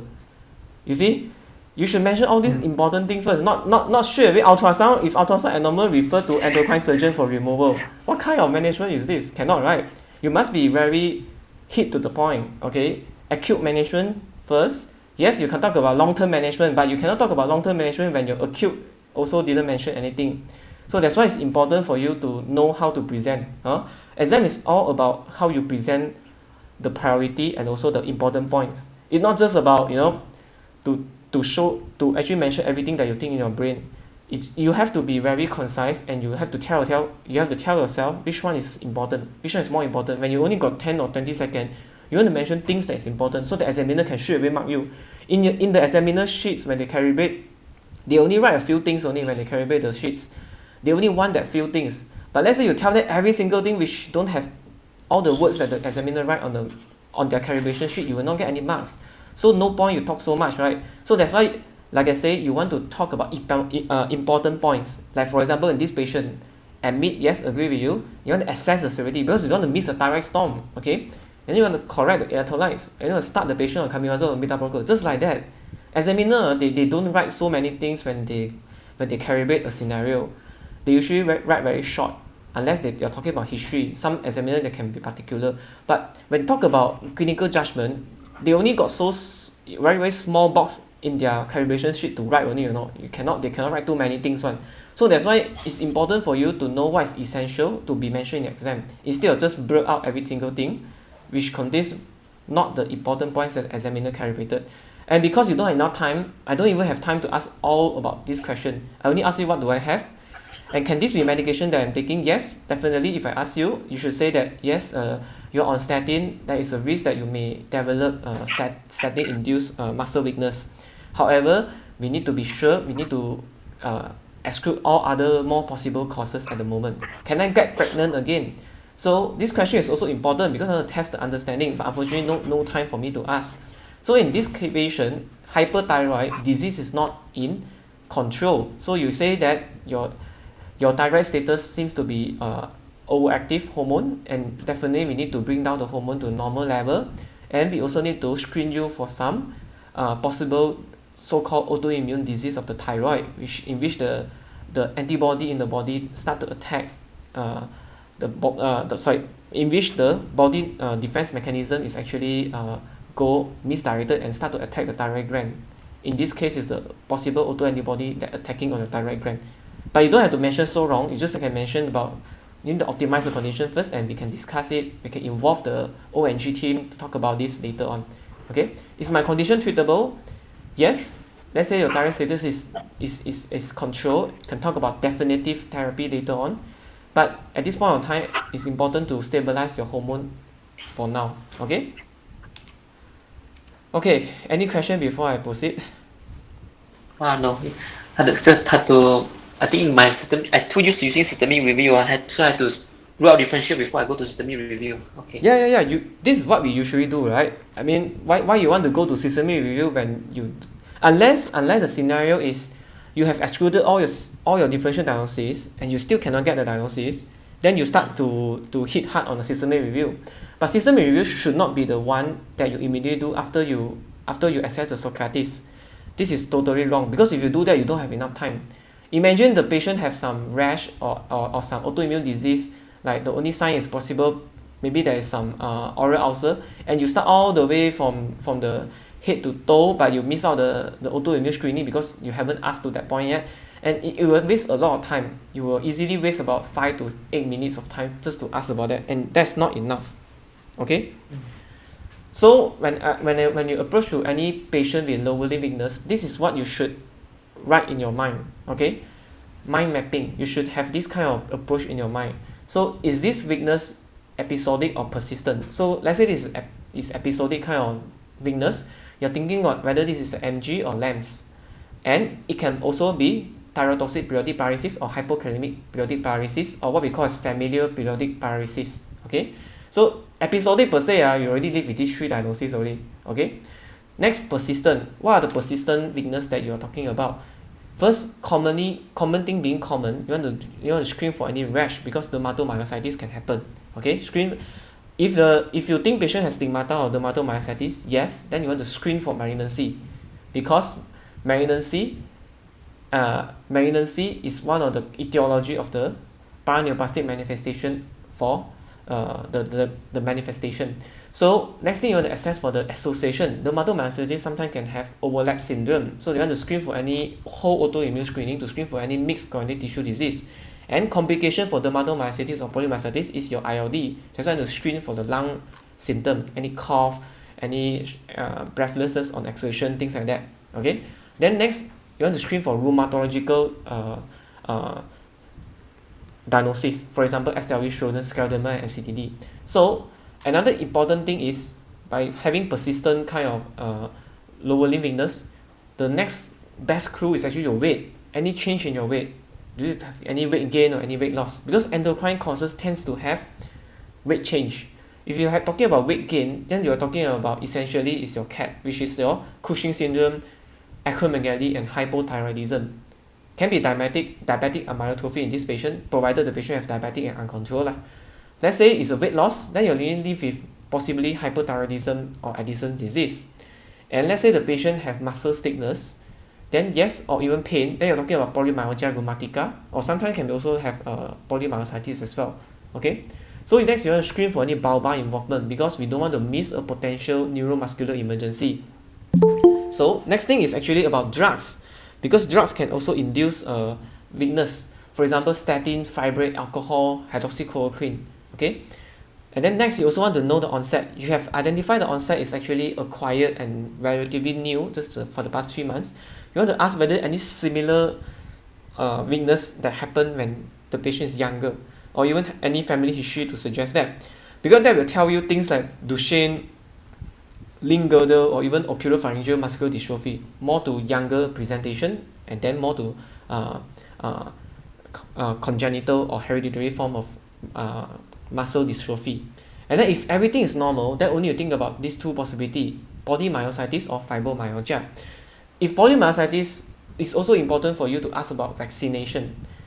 During the COVID pandemic, when it just ended and when the PACER station are restarted, it came out quite frequently, this kind of station, which is a vaccine-induced polymyositis. Patient come in, proximal muscle weakness. When you ask, everything is negative. Everything is really negative. There's no weight change, no bulbar, no rash, no CTD symptom, just persistently weak like that, and then no diurnal variation.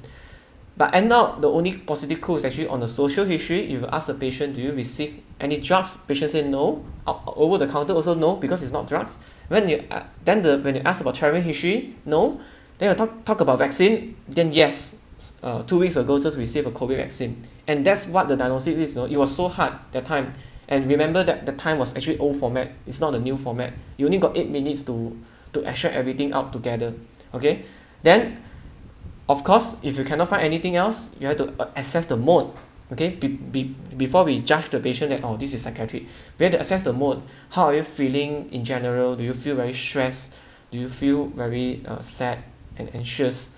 Anything wrong? Do you think there's multiple pains over your joints? Yeah. Do you have any difficulty in sleep? So all this can actually tell you whether there's actually possibility of fibromyalgia. But it's actually not common, very, very rare. But you still focus on the first few things. So if you follow this approach, you should be able to get the diagnosis quite easily. You must have some form of system. If you don't follow your own system, you will just go everywhere, then you will just touch and go every single thing which you did not focus to examine properly. Okay, so I just want to tell you all about the thyrotoxic periodic paralysis versus the hypokalemic periodic paralysis. GPS, I think you all can just ignore because it's actually very acute onset. But bear in mind, these three can be acute onset. It's just that these two is usually recurrent and intermittent. So you can see that thyrotoxicosis, yes.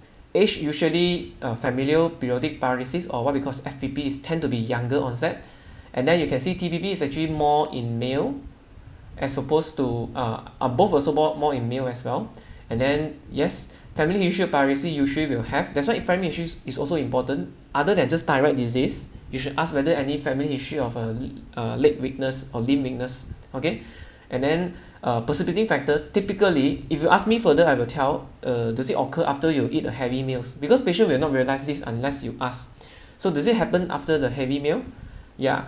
So that's another clue, because both also can exacerbate with the sugar loading as well as a prolonged resting, or even in a stress condition or dehydration state. Okay, and then when you examine the patient, the tendon, the reflex is usually diminished, and then weakness usually no. Duration attack can be hours, minutes for TPP, or for familial usually actually lasted more than 24 hours. And then you can see that both potassium is also low. So that's why when I ask you single blood test is important in this patient, after you mention about all the thyroid function, is the potassium in this patient. Potassium, potassium, and potassium. Okay. Next thing is the you can see that nerve conduction study is actually not helpful. It's just non-specific myopathic changes. And then for the main treatment, definitely you want to correct hyperthyroidism. Okay. And then the genetic inheritance, you can see most of the time for thyrotoxic periodic paralysis, it's actually something to do with their channel, potassium channel in the skeletal muscle. They may have some mutation that is not obvious, and it can actually occur up to 1/3 of the population without any symptom. But sometimes when they have hyperthyroid state, our thyroid hormone will actually, I would say, potentiate our sodium potassium ATPase, and this will actually bring more potassium in and causes more transcellular shift. And this transcellular shift is the one that actually causes the periodic paralysis. You can see that was the rationale behind. But in a normal functioning potassium channel, you shouldn't have any issue because body can compensate quite well, unless the potassium channel also got defect. Bear in mind that thyrotoxic periodic paralysis can happen in any causes of the hyperthyroidism, be it drug-induced, thyroxine-induced, Graves' disease, or even, for example, toxic adenoma. Any form of hyperthyroidism also can occur. Not necessarily must be Graves' disease. Okay, the reason I come up with this scenario is actually because this scenario is quite near to my exam scenario, real exam scenario. At the same time, I recently encountered this kind of similar kind of patient during my on-call time as well. So I think it's actually quite relevant, and I hope you all learn something about this.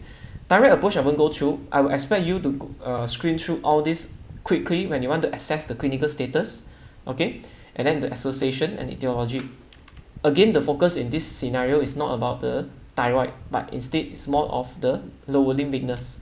Okay, so next, any question, Calvin, before we proceed? No, thank you. Okay, yeah. Are you taking exam soon?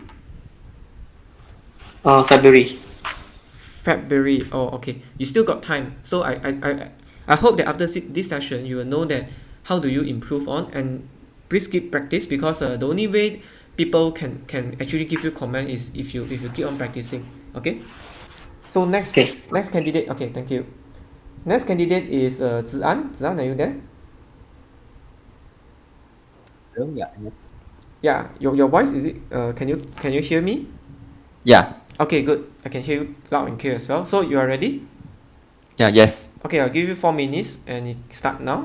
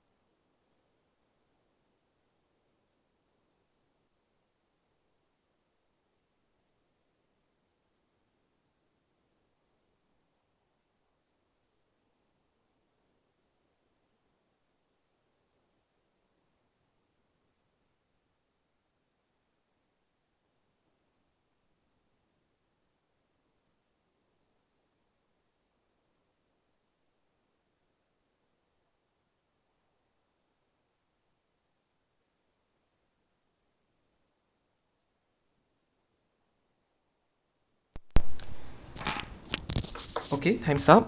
So this is the patient, Miss Natasha. Please start. All right. Okay. Sure. So, hi. Good morning. I'm Dr. Lim. From the medical department. So, may I confirm that are you Miss Natasha? Yeah, I am Natasha. All right. Okay. Yeah. Hi, Natasha. Nice to meet you. So, I've received a letter that mentioned that you have recently experiencing some chest pain. So, can I know more about that? Yeah, doctor. I've been having a chest pain since this morning. It happened suddenly after I woke up from sleep. I'm very scared, doctor, because it's so painful. Immediately I come to hospital to see doctor. All right. Sure. So, may I know that when exactly that you had noticed the pain? It happened right after I wake up in the morning. All right. Okay. So, can you point it to me that where exactly is the pain originate from? It's actually at my central chest here, doctor. Okay. So, does the pain goes to anywhere? Yeah, it actually radiates. It actually spread to my upper tummy and also my hands, both of my hand and also my back. Okay. So, do you notice that the pain is like gradually going down or going up? No, it's just going everywhere. I feel very painful, doctor. Okay. All right. Sure. So, and then in the scale of 0 to 10, 0 is no pain at all. 10 is very painful. 4 to 5, like maybe you need painkillers. So, how would you rate the pain? It's about 9 out of 10. All right, so must be very painful. So so during the pain, is there any methods that may relieve the pain, like maybe like sitting forwards or anything? No, no, no. It does not actually change in. I mean, it does not reduce by changing my posture. I try to take 2 doses of Panadol. It does not help at all. So all right, so is the pain improving or just remain the same? Yeah, I went to ED just now, and then the doctor gave me some jab. Now I feel a bit better. Okay, all right, see. Glad to hear this. So, well, do you notice like any sudden sweating, profuse sweating during the pain? I do feel a bit sweaty, especially over my armpits when I have this pain. All right. So do you notice that maybe like the sweating all over the face, like the body, the clothes become wet? Yeah, yeah. I mean, only over my armpits. Okay, sure. So is there any like feeling nausea, want to vomit? Yeah, I feel a bit sick as well, but no Hmm. vomiting. Okay. All right. Sure. So any difficulty in breathing? Only when this chest pain happen, I feel a bit breathless, but I still can walk. Okay. Sure. So and then also, do you feel like um any heartbeat going fast? Yeah, yeah. I feel my heartbeat is racing. Okay, all right. So, so it's right. So you mentioned to me that this is the pain you experienced today. Any similar episodes that you experienced before this? No, no. This is my first time, doctor. Okay, all right, sure. So, just want to ask, do you have any like sorry, any cough or flu recently? No, Okay, all right. So, and then do you have any fever? no. All right. So, and then after the visit the ED, is the shortness of breath already resolved, right? Yeah, after the medication is given. Okay, all right, that's good. So is there any like trauma or fall recently, especially the chest area? No, no, Okay, all right. So do you have any sensations of uh some acid coming out from your stomach? no. Okay, all right, okay, that's good. So just want to, when you were in your daily activities, when you do something like uh for example taking heavy lifting or anything, do you feel like chest pain? You mean after the activity? I Uh, at rest you, already feel pain. I didn't lift out oh, anything okay, because it's all so right, painful. okay, okay, sure, I understand. So, okay. So, so may I, I'm just going through some of the symptoms, which may help me in getting the diagnosis, Sure. All right. So, do you feel any headache? No, any dizziness No. or any like difficulty in any blurring of vision? No. All right. So any weakness over the your limbs? No. Okay. Or any difficult any slur speech? No. Okay. All right. So is there any tremors of a hand? No. Or all right. Or feeling very anxious recently? No. No. Okay. All right. Any abdominal pain? Abdominal pain is what? Sorry. Sorry. Any tummy pain? Oh, no, no, no. All right. So any pain or burning sensation when you're passing urine? No. All right. Any constipation No. or diarrhea recently? No. Okay. All right. Sure. So and then is there any do you travel to any place recently? No. Okay. All right. So may I know that do you have any past medical histories that I should know of? Yeah, doctor, I have some heart problem that was diagnosed when I was when I was small, and then I was under Oh. the cardio clinic follow up. Okay. All right. So do you remember since when you follow up in the clinic? I actually defaulted the follow up about 2 years for the past 2 years. Hmm. Yeah. Okay. So this is since a very young, before school age, is it? Is it? Yeah, yeah, probably Hmm. around at the age of 12 to 13 years old. Did the doctor tell you what kind of disease is that? The doctor told me, I mean, I have done some jelly test, the jelly scan, the ultrasound lah, that they say. I was told to have some flabby wharf lah. That was what I know. Ah, okay, all right. So do you need to take any medications from that? Yeah, yeah, I was supposed to take the medication called propanolol and losartan, but both also I defaulted.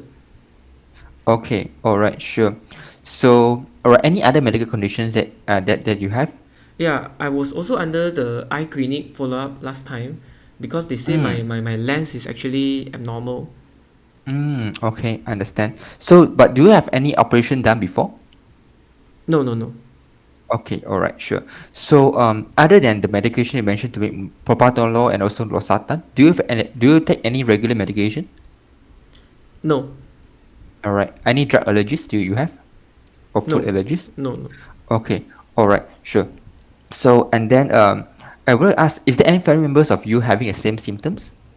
Mm, I'm actually adopted, but Oh, I was told by my uncle that my father previously did pass away because of some heart problem, but not sure what's the ah, reason. all right. So I'm sorry to hear this.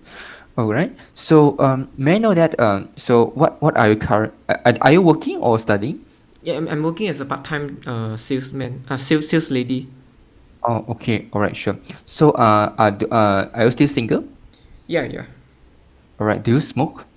No, All right. Do you take any alcohol? no. Okay. All right, sure. So, can I examine you? Yeah, sure. So, all right. So, all right. So, I look at this Miss Natasha. So, to see is there any like a very long arm of any? Is it very tall statures? So, looks like Yeah, she have a long arm lah. yeah. Okay. She looks tall So, as well. and mm, mm, okay, sure. So, and then I would like to uh, see the hands, any finger clubbing, No any clubbing. signs of infective endocarditis, general lesions, or stenosis. No. So, and then I will ask the patients to perform a thumb sign and also a wrist sign to see is there any hyperextensibility. So it looks like aerodactyly. It's a very long, slender. So and then I think its thumb sign is positive. Mm-hmm. So and then I also would like to I take the pulse of the patient to see is there any AF. No AF. All right. So and then any raised JVP or any sorry any bounding pulse, The pulse seems bounding. pins bounding. So I perform what's that called to check for any water hammer pulse lah. So and yeah, so and also Okay, it's is positive. it okay? So any Corrigan sign? There's no Corrigan sign. Okay, there's no Corrigan sign lah. Okay, sure. So and then I would also like to check for the apex speeds. and then to see is it deviated or not. The best space is And actually deviated to the sixth intercostal space at the mid axillary line. okay, all right, sure. So and then look for any murmur, especially any mitral regurgitations or aortic regurgitations murmur. So So when you put on your stethoscope, there is a loud pansystolic murmur over the mitral region, and there's mm-hmm, also which radiate to the your axilla and the accentuate with mm-hmm, expiration. When you're proceeding mm, upwards, when you listen to the heart, there's actually uh, a soft diastolic murmur diastolic. over the Okay. aortic region as well, and then Mm. it accentuate with expiration on sitting up. Okay, all right, sure. So, and then I will also would like to scout it. Is there any bibasal crepitation? Yeah, lungs is And then I'll actually equal breath sound. There's no crepitation. equal breath sound lah. So I just scout it at the back lah to make sure it's equal and then no crepitations. Yep, So and equal. then also see is there any pitting edema? There's no pedal edema. Okay, all right, sure. So Miss Natasha, do you have any problems with your vision? Mm, like I said, doctor told me that Mm. my lines got issue, but, Ah, but but I still can see well. I don't think got any problem. okay, okay, all right, sure. So I would like to do a simple H test to see is there any ophthalmoplegia. There's no ophthalmoplegia. Okay, all right, and then also okay, so and then I would also like to also sorry I shine a torch at the patient's palates to look for any high arch palate. Yes, there's a high arch palate.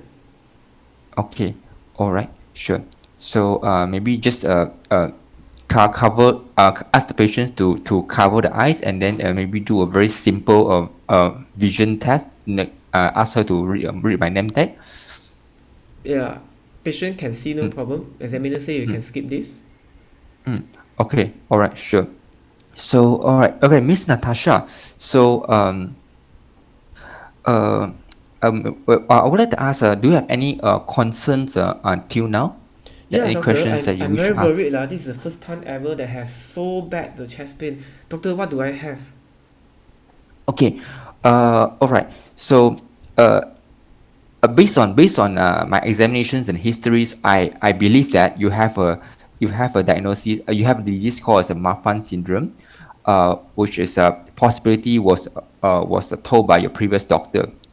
So this is basically a disease, which means that actually the elasticities of your blood channels is can be different from other people and can be more fragile. So as you mentioned to Two me minutes that you left. have this okay, a very severe chest pain. So and then which is going to the back and then also very sudden onset. So this can be something. I'm afraid it could be something dangerous, which is called aortic dissection. It means that it's a damage to your sorry to your main blood channels in the body. So far, are you getting me? Oh, is it dangerous, doctor? Uh, yes. So, um, in order to make sure your safety, so I will suggest to admit you, and then we arrange an emergency scan for you. So, we should scan for your heart and also the main blood vessels to make sure that this is not damaged. At the same time, I have to check your blood pressures and also make sure your blood pressures is in a control state. Okay, doctor, is it because of my lung problem instead of the heart? Well, from the histories that you're giving me, so I would think that this could be more towards to your heart. Yeah, Okay. Is my yeah. condition serious? Um, all right. So, the diagnosis that we suspect is serious, and then I think we have to do some urgent workup to make sure that you are safe. Okay. So if let's say I don't want to be admitted, can I go home? If I refuse to stay, what will happen? I will strongly against this, as this can cause a danger to your life. And may I know that is there any concern that making you that do not want to admit? Yeah, I That don't maybe feel I like can help staying, you. doctor. Time's up. Okay, so, Okay. yeah. So, doctor, can you tell me, can you summarize the patient history and examination and tell me what's your provisional and differential diagnosis in this patient? All right. So we have the patients of Miss Natasha, a 21 years old lady, and then who presented with acute chest pain and pen score of 9 and radiate to the back. So also associated with nausea and also a difficulty in breathing. Uh, Otherwise, the patients do not have any similar episodes before, and also do not have any symptoms of also don't have any symptoms of fever or cough. So on examinations, patients have histories of congenital heart disease, which I believe to be a Marfan syndrome, and also upon examinations, the patients exhibit risk signs and also uh, Marfanoid body habitus. On I on the cardiovascular examinations, I noted there's presence of mitral regurgitations and also aortic regurgitation without any symptoms of heart failure and without any symptoms of heart failure such as pitting edema. I would like to complete my examinations by checking the blood pressures and also to see any The blood pressure is radiologic. given outside, but what is your provisional diagnosis? Okay. Okay, so my provisional diagnosis is I need to rule out aortic dissection in this case. Yeah. Okay, what are the other possible differential? So the other possible differences I would consider is uh, myocardial infarctions, although this will be less likely Okay, and and any other due differential? to the age. Yeah. Uh, and Also, it could be maybe gastritis, but the patient since the patients have nausea, but it shouldn't presented with such acute and serious pain. Mm-hmm. Yeah. Uh, Other differences include pneumothorax. However, the A entry was equal bilaterally. Okay, Yeah. so how will you investigate this patient? So I will arrange the patients for emergency echo to see is there any signs of aortic dissections. But the gold standard would be a CT angiogram to to locate is there any dissections, and what is it type A or type B? Yeah. Okay, so let's say there is you have mentioned that you want to look for dissection, but anything else that you can look for in the echo? All right. So look for the dissections, and then the also to see is there since the patients have a murmur, I will also would like to see the severities of the to confirm the presence of the mitral regurgitations and also aortic regurgitations, and then also to assess the ejection fractions of the heart. Yeah. Mm-hmm. Okay, all right. Anything else other than echo and CT? Okay, other than echo and CT, so I would also would like to um, perform a ECG to Okay. see is there any presence of arrhythmia. Yeah. Okay.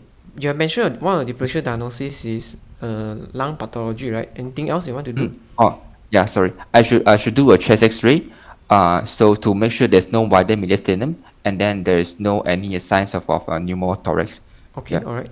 So let's say this patient, there's no dissection, but there is a lot of aortic root dilatation, more than it's about 58 millimeter. So how do you manage this patient? Oh, okay. So, this will be sounds like a thoracic aortic aneurysm.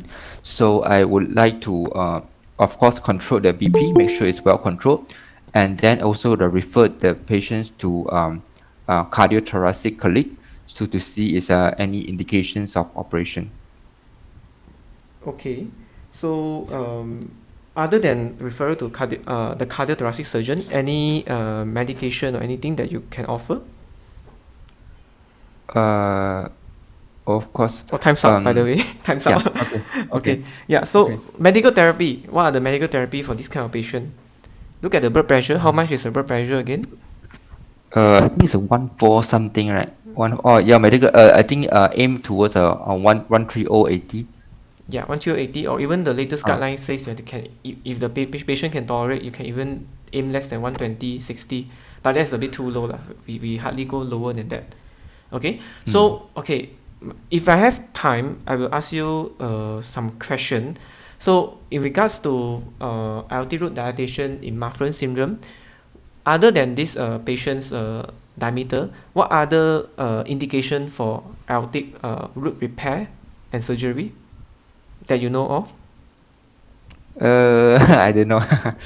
So what are the criteria for surgery? Criteria for surgery lah. Because you say this patient Yeah. is indicated for surgery, right? So what's the I, criteria I for think it's surgery? I think it's more than 5.5 is a higher risk for ruptured lah. Higher risk of rupture, Yeah. but not indicated, is it? 5.5 is, I think, is the number we need to refer already lah. Yeah. Okay, it's actually 50. 50. Yeah. Oh, okay. 50 Aortic lah. root diameter more Okay. than 50 alone is already an indication to do a repair, aortic root repair. Okay. Okay. All right. Okay. So I think we will stop here. So how do you think about your performance? I think the time this time I didn't overshoot lah. Yeah, I think you So- I think you managed the time quite well. And then Yeah. probably I think the photo is also too revealing. If the patient Yeah, did not correct. show that, probably you won't think of Marfan immediately. But Yeah, with the I was history, thinking of anemia. yeah, but with the history of congenital heart, and also father that passed away because of some heart problem, you should already give you a sign lah, that this can be Marfan from the history alone lah. Because we know 80% of the time our diagnosis still come from history lah, not just about seeing the patient.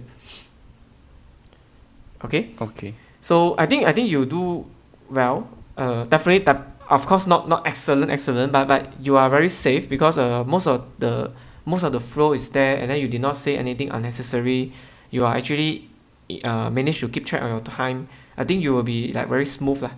Okay, but whether or not you get a full mark, that depends a lot of factor, like examiner whether they have extra requirement on you or not. If not, I think you should be able to score well for this scenario. Okay, so I think most of the finding you got already. So yeah, I actually want you to tell about the differential diagnosis other than just aortic dissection. Of course, this aortic dissection is because this is the most emergency thing that we need to exclude lah. And you also need to highlight. You did not highlight. I actually expect you to mention about this.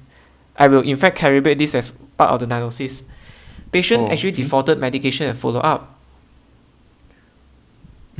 Yeah, so actually patient with Marfan, right? They need at least annual surveillance echo.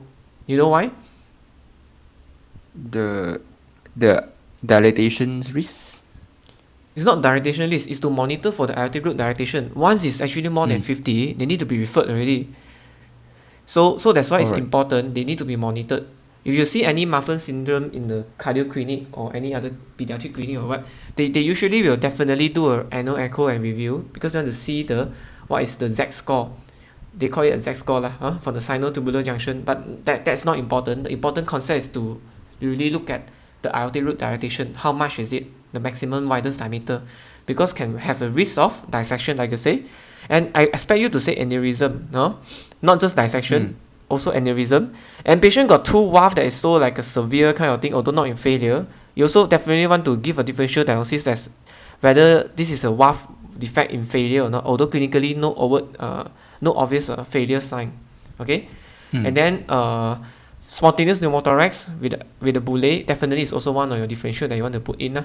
So when you mention about your examination, your investigation, you should mention everything together. Urgent echo, CTA. Chop eye also don't remember because sometimes aortic dissection also can have raised chop eye as well. Not necessarily must be ACS. So you should also mention education counseling, MDT, admit, and then cardio and cardiothoracic referral, aggressive BP control, if evidence dissection, immediate surgery like what you say. And then if you proceed with surgery, you should also consider concurrent valve repair. This usually when they have a aortic root dilatation, or what we call aortic aneurysm or dissection or what, they will actually do together. They will repair the aortic valve straight. We call it Bantal procedure. So in this patient, if you want to repair, also they will repair the mitral together. No point you repair the aortic and then later the mitral go into failure, then you have to go in again. So it depends a lot on the assessment at that point of time. And of course, you also need to optimize the medication, stress on follow-up. If you got time, actually you got time, right? You, in fact, at the end of the session, you're like waiting for the 2 minutes and then you're like, shall I? Yeah, you got any eye problem? Any suddenly want to scream for the eye problem. Yeah, but actually you got enough time. So you can actually, if you decided that this is it, you don't have any extra question to ask, you have access, examine patient enough, so you can ask the concern early. It's okay. If you ask early about 1 minute or less than 1 minute, is fine. But don't ask too early. If you ask too early, that means you cannot turn back to re-ask the history again. Okay? But I think the important thing to highlight in the management is also on the follow-up and the surveillance echo. And the last thing is about family screening. We know that Marfan is actually autosomal dominant. So we need to screen the family members and make sure they are on proper follow-up also.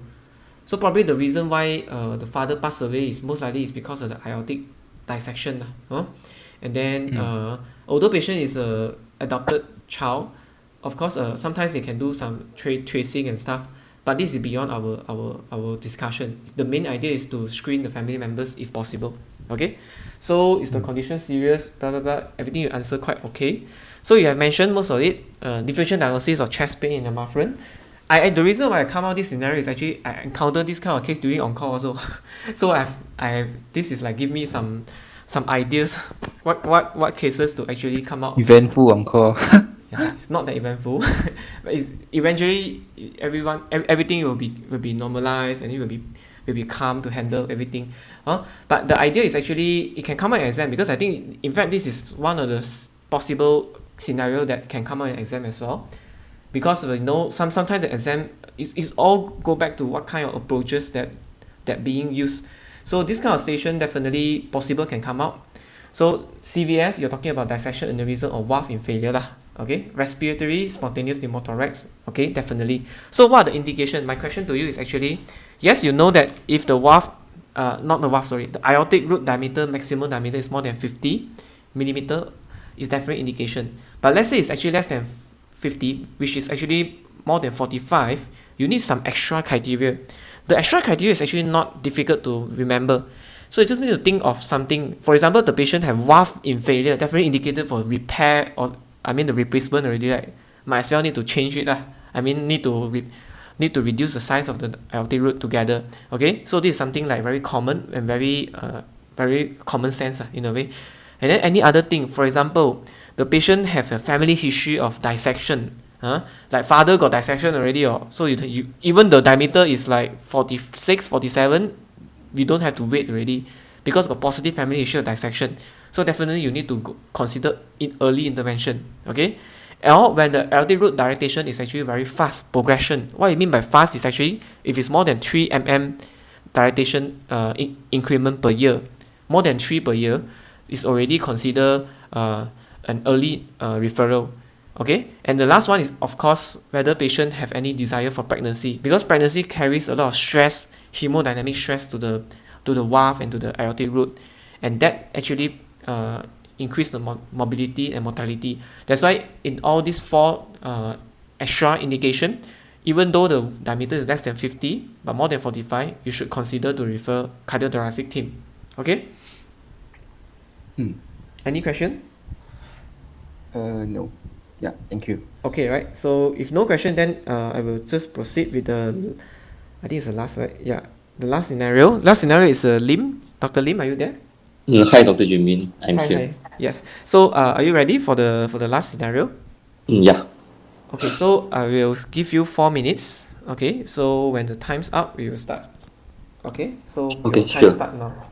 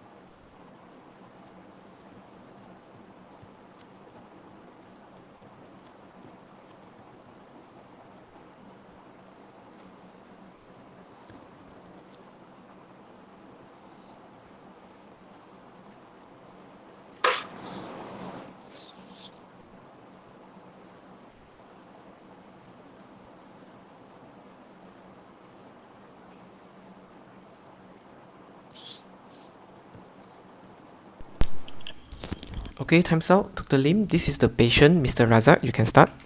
Okay. Good evening. I'm Dr. Lim, one of the medical officer at the acute medical unit today. May I confirm that I'm speaking to Mr. Razak, 34 years old? Yeah, I'm Mr. Razak. Okay, nice to meet you, Mr. Razak. It came to my attention that you are having some weakness over your hand. Do you mind to tell me further about that? Yeah, doctor, I've been having weakness over my left hand, and also some numbness as well. And this thing has been ongoing for the past 6 months. Okay, I can see that it must be very disturbing to you. I will try my best to get to the bottom of it. But prior to that, I would like to get a few more details from you. So, for the hand weakness only happened during the past 6 months, am I right? Yeah. Any specific event happened before that? Not that I know of, doctor. It just For like example, gradually happened. I see. For example, like some fall or any accident. No, there's no like trauma to my hand or what. I suppose this is only all over the left hand, right, or both hand? Only in my left hand. Okay. So just now you mentioned got some tingling sensation also. Is there any pain? Not much of pain, but it's more like a numbness like that. Okay. So do you can you still write do have normal handwriting? Not really, because you can see that my hand is actually a bit fixed like that, especially two of my little finger and also ring finger. It is kind of like fixed. It's difficulty to lift up. so I can't really. But thankfully, I'm actually is a right-hander, so I can write. I'm right dominant. I see. How about like open a door or grab some things? Can you still do it as usual? I can still do, but it's difficult for me lah. I see. So just for the tingling sensation, may I know until which part of your hand you feel the tingling sensation? Is it under the wrist area or under your elbow area or just over the fingertip? I feel like my whole hand in a way is numb, especially over the the the side here. But then sometimes I also realize that my forearm also I feel a bit numbness also, but not much as compared to the hand. I see. Do you have any difficulties to lift up your hand? No, I can still lift up. I see. Okay. Any changes over your nail? No. Any change in color of your nail, especially exposed to a cold weather? Nail change color. No. Okay. Any wound over your or soreness over your hand or fingertips? No. Any tightening of skin over the hand? No. Okay. So when you try to move your hand around, do you experience any pain over your hand? No. Okay. So do you experience any weakness over your other parts of the body? No. Okay. Okay, I'm going to run through few questions for you. May I know if you have any headache, No. any blurring of vision, No. any abnormal movement? No. Do you experience any weight changes recently? No. See. Okay. Any change in your facial appearance? My facial appearance, you can see yeah, this I don't know, there's some bumpy lesion over my skin for almost a year now. I see. Do you have any similar rashes over your other body parts? It's generally over my whole face lah. You can see my upper part of the face, my nose, and also both of my both side of my face. I see. By any chance, do you realize there's some tingling sensation over all the patches? I don't know. I don't know whether is it because just the patch per se or what. Because this skin lesion for almost 1 year now, and it has been quite disfiguring for me. I see. Any pain or itchiness over the patches? No pain. Okay. Do you have any soreness inside your mouth? No. Okay.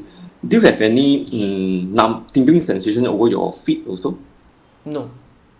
Okay. Any tummy ache? No. Any loose stool? No. Any vomiting? No. Okay. Do you experience any joint pain? No. Any chest discomfort?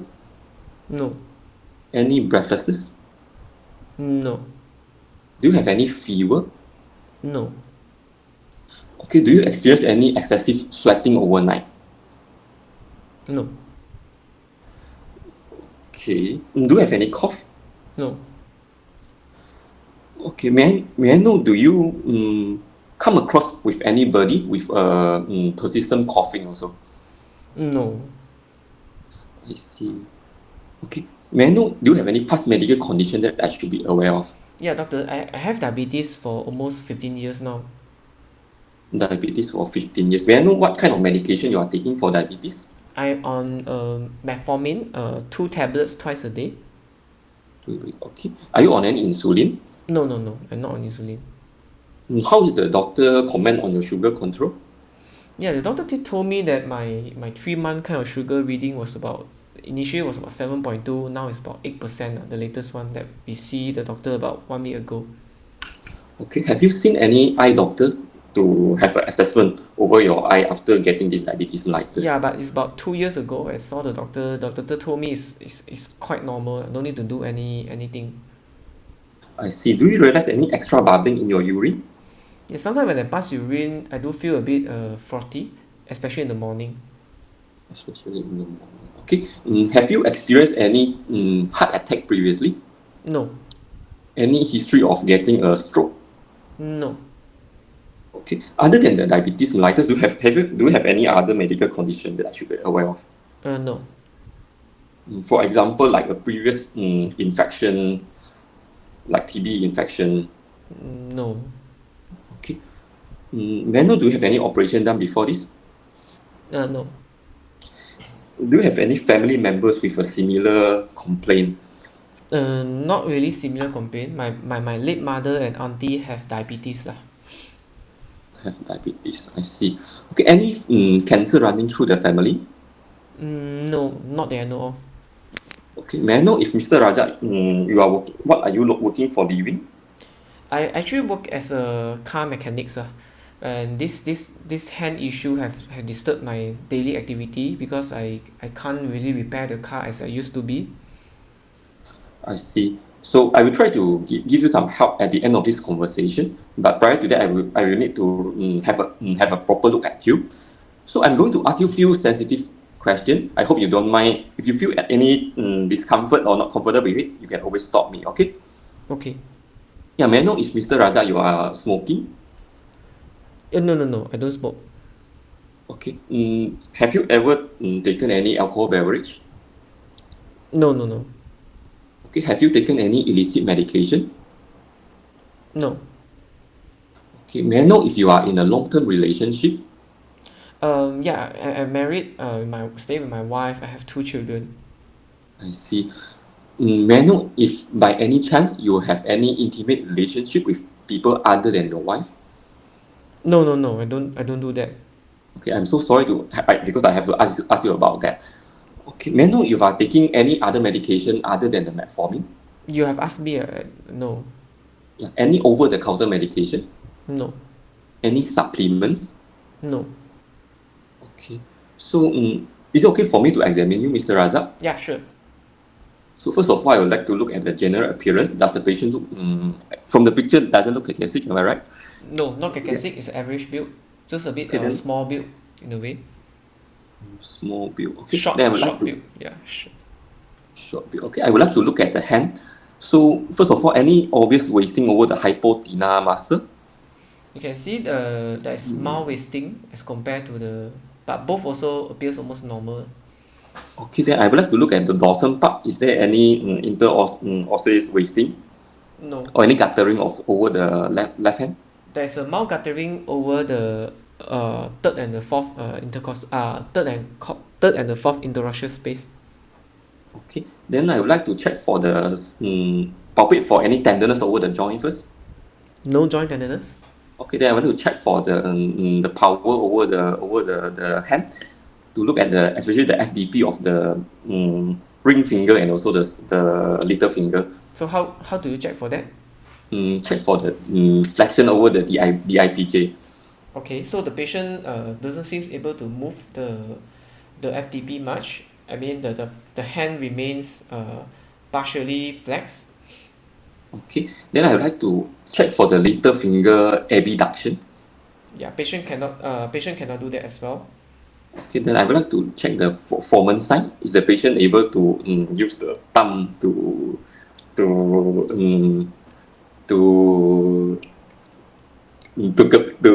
copy the paper? Okay, so when you want to do the foreman sign, the patient the left thumb seems to be flexed as try to compensate. I see. Okay, then I would like to check for the motor function of the median nerve also over the loft muscle. The thumb, ask him to point the thumb towards the ceiling. Is it able to he able to do that? So the thumb adduction is actually intact. Okay, then I would like to check for the sensation over the medial aspect of the little finger. So you are checking which side? This one. Yeah. As compared to? Compared to the right hand. To the right hand. So it's reduced over the over the ring finger and the little finger. Okay, then I would like to check over the index finger. Is it intact, the sensation? Sensation seems to be equal as the right index finger. Okay, then I also check over the scaphoid area. Scaphoid area. Okay. For the radial nerve. Scaphoid, there's no wasting. The sensation is intact. Okay. Then in the end, ask the patient to extend the bilateral hand to look for any weakness over the extension over the wrist. You mean you are doing wrist extension? Wrist extension, yeah, for the radial nerve. Okay, wrist extension is it? Mm. Wrist extension bilaterally or just one side? Bilaterally also ask the patient to flex Okay, it. single, yes, there's no issue. Patient can extend his left wrist. Both Okay. side, patient also can do. Phalanx Okay, is then negative. okay, then I would like to ask the patient to do the the flexion over the elbow for the left and right side. Is the patient able to do it? Flexion over the elbow, left and right can do, no problem. Okay.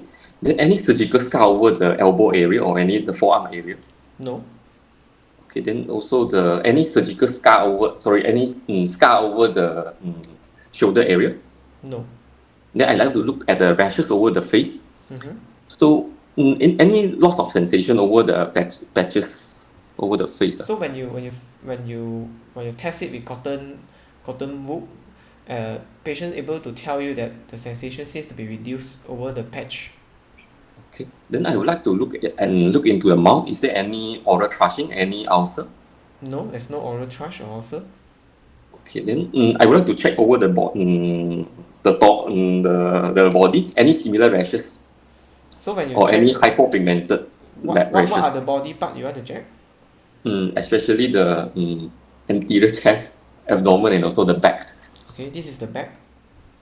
Okay, then I would like to check the sensation over the rashes. The hypopigmented area also. Mm-hmm. It seems reduced as compared to the the body without rashes. Okay, then I would like to auscultate the patient minutes, lungs. Okay. Okay. Okay. So you want to Then proceed with auscultation? then no need the auscultation lah. Then I would like to check for any loss of sensation over the bilateral leg in a stocking pattern. So you will take your time to check for 30 seconds for the sensation, pinprick sensation over the bilateral lower limb, and 30 seconds has passed. There's no loss of sensation. Okay. Yeah. So Mr. Raja, do you have any concern for me today? Yeah, doctor. What happened to me, doctor? I'm very worried. So basically, I think Mr. Raja, you are having a condition that we call it leprosy because of the rashes over your body and also your weakness over your hand. Because this leprosy infection is actually attacking your nerve tissues, yeah. So which can explain your weakness over the hand. Doctor, but can this be due to my diabetes? Mm, the possibility of diabetes is there, but normally I would expect you have all the weakness and also tingling sensation over your leg before you get the problem with your hand. But I promise you I will work it out and let you know in the end after all the workup done. Yeah, doctor. Actually, about 3 months ago, when I repair a car in my shop, I do have some injury over my left hand. Is it just because of some injury over my hand instead of like this condition?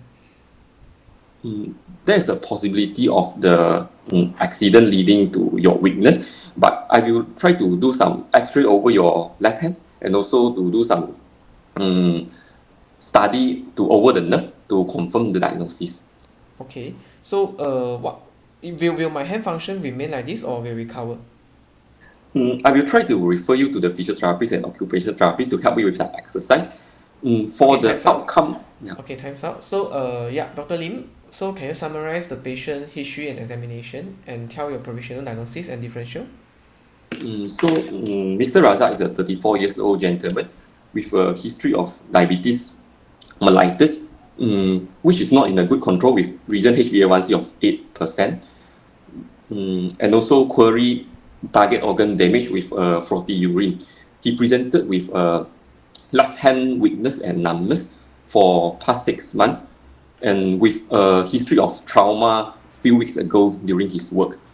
Other than that, he also got the rashes over the face and also the back for the past 1 year. Yeah. So from the physical examination, there is a ulnar nerve palsy noticed over the left hand. But there is no any surgical scar seen. And also there is a hypopigmented lesion over the face and also the back with a loss of sensation in between the lesion. That's all for my physical examination and history taking. So what is your provisional diagnosis? So I would like to offer my provisional diagnosis of leprosy. My differential diagnosis will be peripheral neuropathy secondary to a poor control diabetes mellitus, and also for the lesion part, it can be due to some. I will need to think of the vitiligo also. Okay, so if you think this is a diabetic neuropathy, but what are the points that against this is a diabetic neuropathy? First of all, the distribution is only over the left hand, and also it is the ulnar nerve palsy. So in the diabetic mellitus, I would expect the patient to have a good and stocking distribution of weakness and numbness.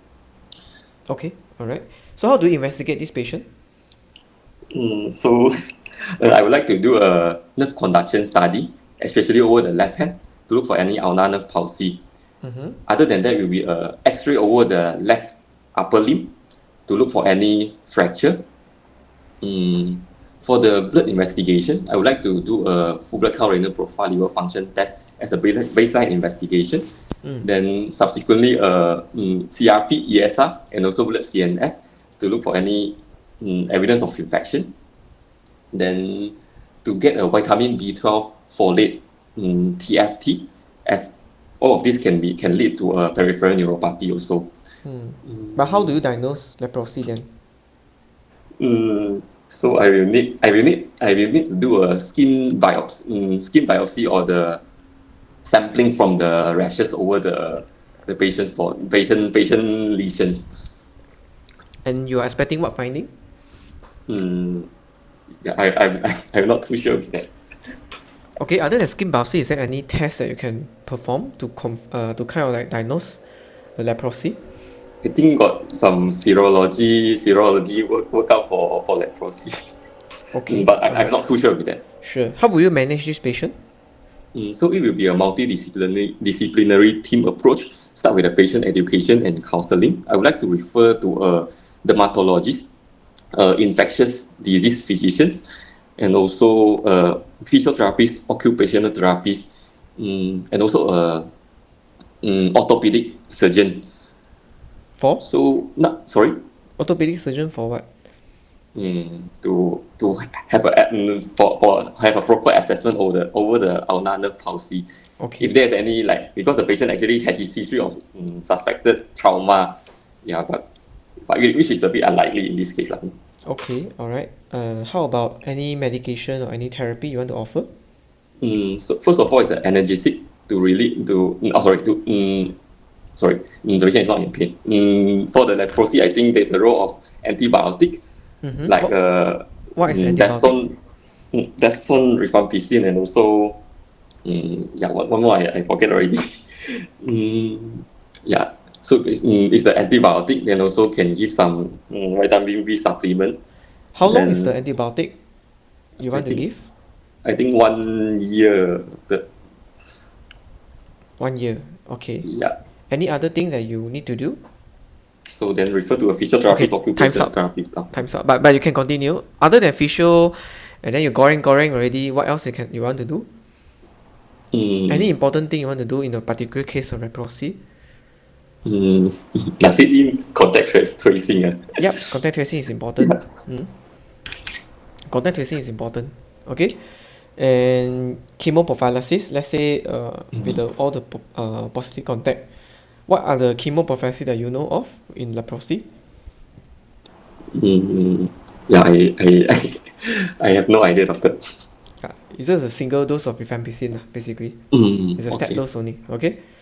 Alright. I think you got the history and the diagnosis correct. I would say you did well.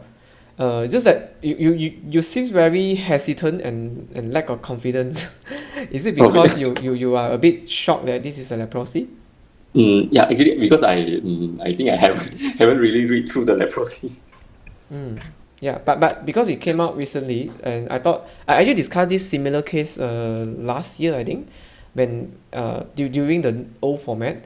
But I thought of bringing this topic again because recently there is some encounter with a leprosy patient as well. So I think that will be good for revision. So Yes. yeah, the medication, yeah, you need to know. So three triple therapy, just like TB, like TB is like a four medication, right? This is like a siblings of the brother and sister of the TB, Mycobacterium leprae. Okay, so how do you diagnose? Is actually, yes, it's a skin biopsy or what we call a split skin smear, and then you can order a PCR for that. PCR is actually to actually detect the Mycobacterium leprae or lepromatosis, and then the skin biopsy. What are the HBE findings that you expected to know? This is something basic science, you know. Not, it's not like a very difficult answer. You actually know how to answer one if you goreng a bit more. Granulomatous changes. So that is it casseting granuloma or non-casseting granuloma? The question is. Should be. I will commit casseting. So TB is casseting or non-casseting? Yes. Casseting granuloma, right? Yeah, I TB is a think- casseting granuloma, right? Yeah. How about leprosy? Then should be the opposite one after. Ah, the opposite one. Yeah. No, I will commit casseting because I believe they are a bit similar. Yeah, it's actually casseting, huh? Because this is just to test you lah, because you're not confident. So ask you again and again whether your answer will change. So actually leprosy is same like TB, right? It's just a sibling. So it's actually casseting granuloma. What is non-casseting granuloma? All the sarcoidosis. Yeah, sarcoidosis, important. Sarcoidosis, possible differential but cannot explain the skin lesion. It does not look like sarcoid. Okay? But definitely based on the histology, you need to consider possibility of sarcoidosis because they also present as granuloma.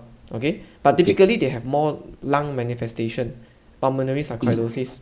They will have a lot of breathlessness, cough, which is absent in this patient. Okay, so Okay. the therapy that we're talking about is actually, yes, you mentioned rifampicin and Dapsone, and because you mentioned Dapsone, actually if you want to start Dapsone in a patient, you should always order a G6PD to screen before you start. Okay, and then the third drug is actually clofazamine. Clofazamine is actually the third drug. I always remember Dr. C, Dr. Clo lah. You want to mention Dr. Clo also, okay?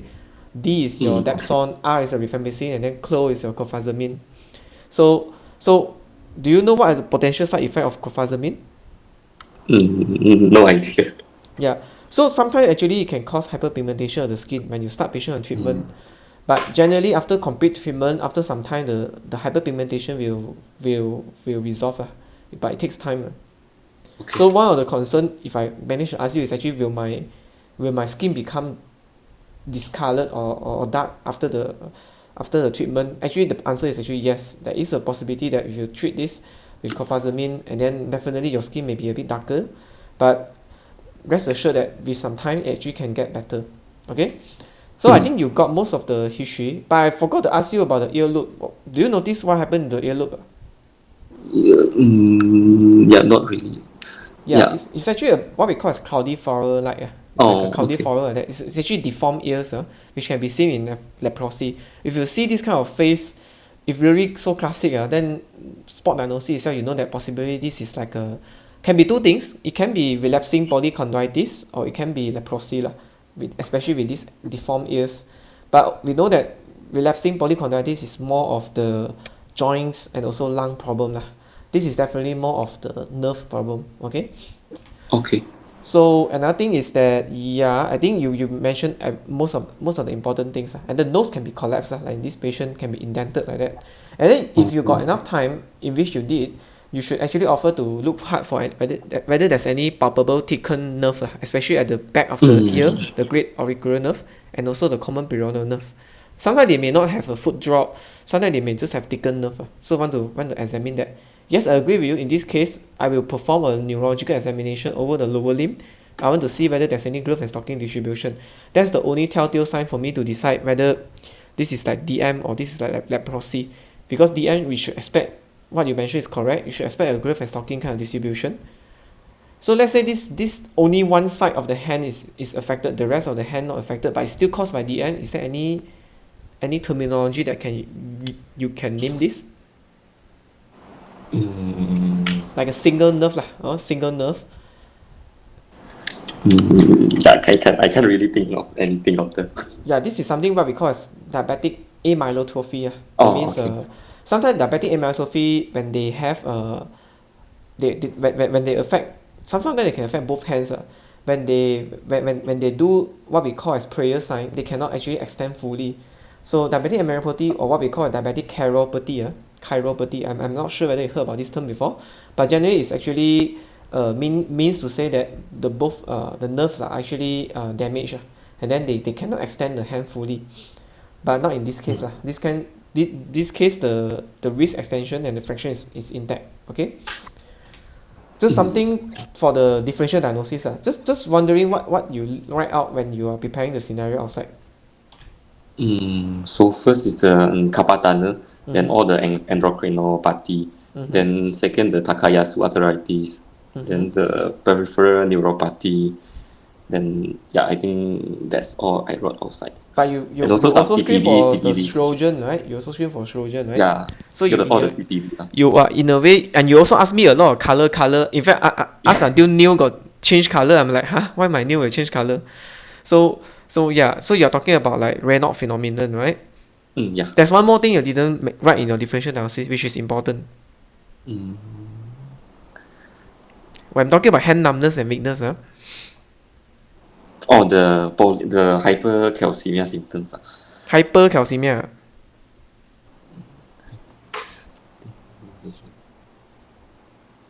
Hypercalcemia? Mm, So is it hypercalcemia or hypocalcemia? hypo. Yeah, hypocalcemia, right? Because you got this Yeah. this what you call trosil sign when you check the blood pressure with the cuff, and also you also got Chostak sign, right?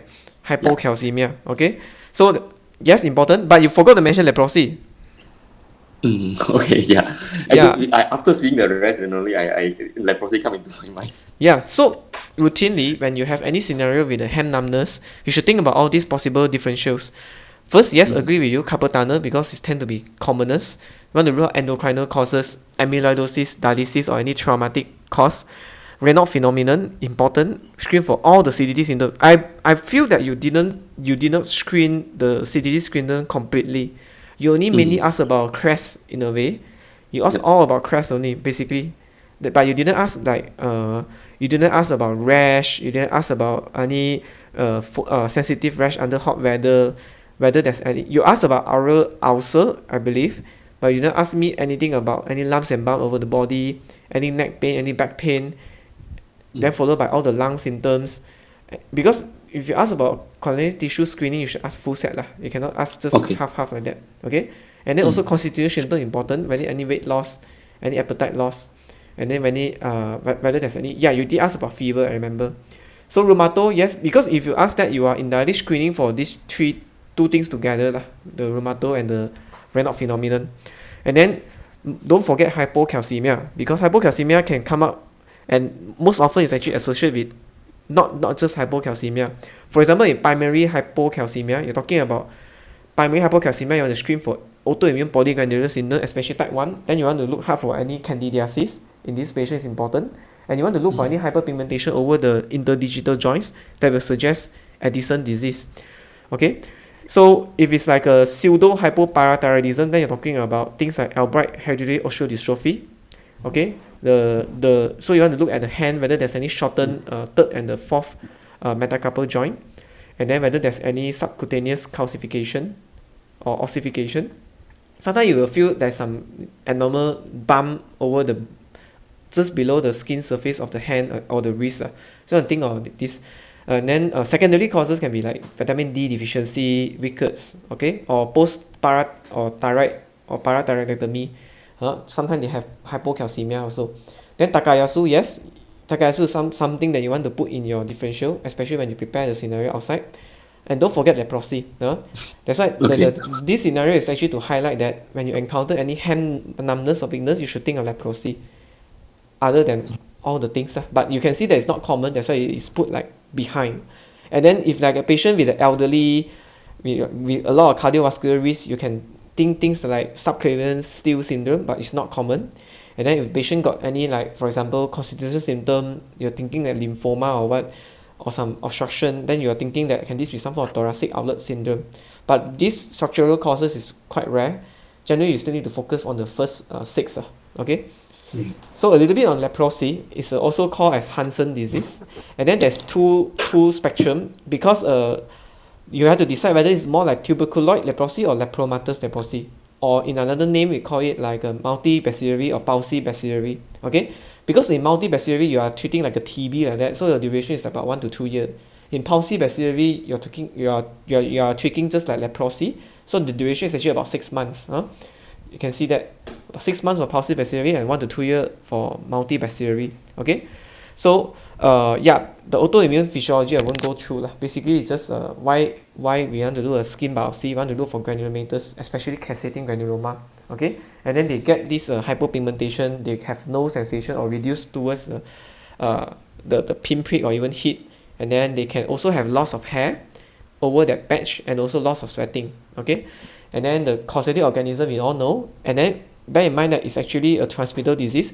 That's why Sungai Buloh came out with this Kusta Center, Pusat Rawatan Kusta, which is also the quarantine center for our COVID previously, because they quarantined all the leprosy patients there previously when we have a lot of outbreak.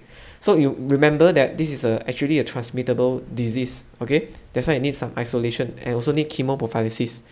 Risk factor basically is all underprivileged conditions, and then transmission is through the household close contact basically, and it can actually transmit it through the infected skin as well, and also tissue.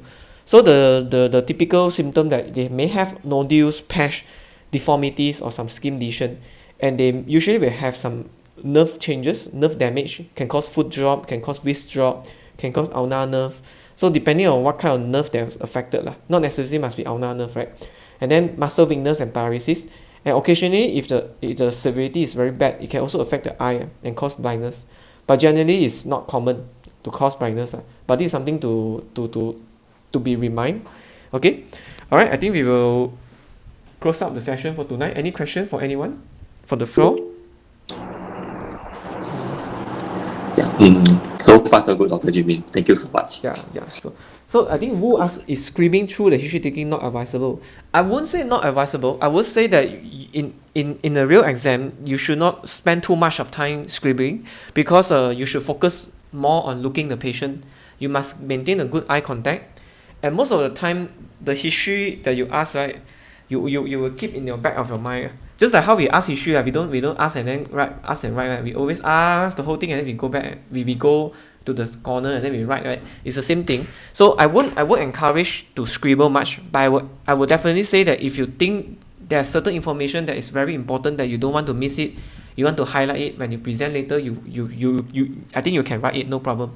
But don't make it a habit like you write the whole history carking like you are carking the patient like in a real life setting, because the ultimate goal is actually to, from examiner point of view, they want to see you talking to patient, maintaining a good eye contact with a good soft skill. So the focus should not be writing every important information. And trust me, a lot of times the examiner are not so particular on the details of the history. The examiner only want the important, the salient points of the history. I do feel that certain examiner, they are a bit OCD, because I can see the way they assess is actually they go by checklists when they calibrate the patient. So they want a detailed history. But generally, to me, if you mention all the important points in the history, it's good enough. It's definitely good enough. Especially even if you don't present it when the examiner asks you, but you ask during your history taking, is also acceptable, because it's understandable that you have get that part of information. But sometimes, importantly, because you are nervous, when you want to summarize the patient history and examination, you may be very jumpy and you may miss a thing or two like that. But I think generally, if you don't miss the important point, it's fine lah. Okay. There's also another question. Jonathan asked, in leprosy, if surrogate asks, do I need to be quarantined? How do we approach? Yeah. So the question is, we don't know how long this symptom. I mean, definitely from the history per se, this has been there for almost 6 months. And we don't know the latest status lah. Of course, untreated leprosy definitely always carries a risk of transmission. So quarantine or not, definitely you will say, I will definitely refer you to our infectious control unit for opinion. But most likely we will need to quarantine you until further workup is confirmed. Because at this point of time, right, when you see him, the diagnosis is not confirmed yet. There's no skin biopsy done. There's no PCR taken. You cannot be so sure that I want to quarantine or you don't need quarantine. I think it's always good that we give a room for an answer. We don't have to commit completely. You say that yes, let's say if you turn out to be leprosy and because you have never received any treatment before, it's advisable for us to quarantine you until a proper workup is done, and then our infectious control team has reviewed you and we have done appropriate contact tracing and stuff. So it's always better when we answer this way instead of say no or yes in a way lah. Exams sometimes it's not for us to always commit about our answer. It always for us to rationalize our answer and give an answer that generally being accepted by everyone. Okay, any other question? No more, right? So I think we will end the session for today. So we'll just close the recording.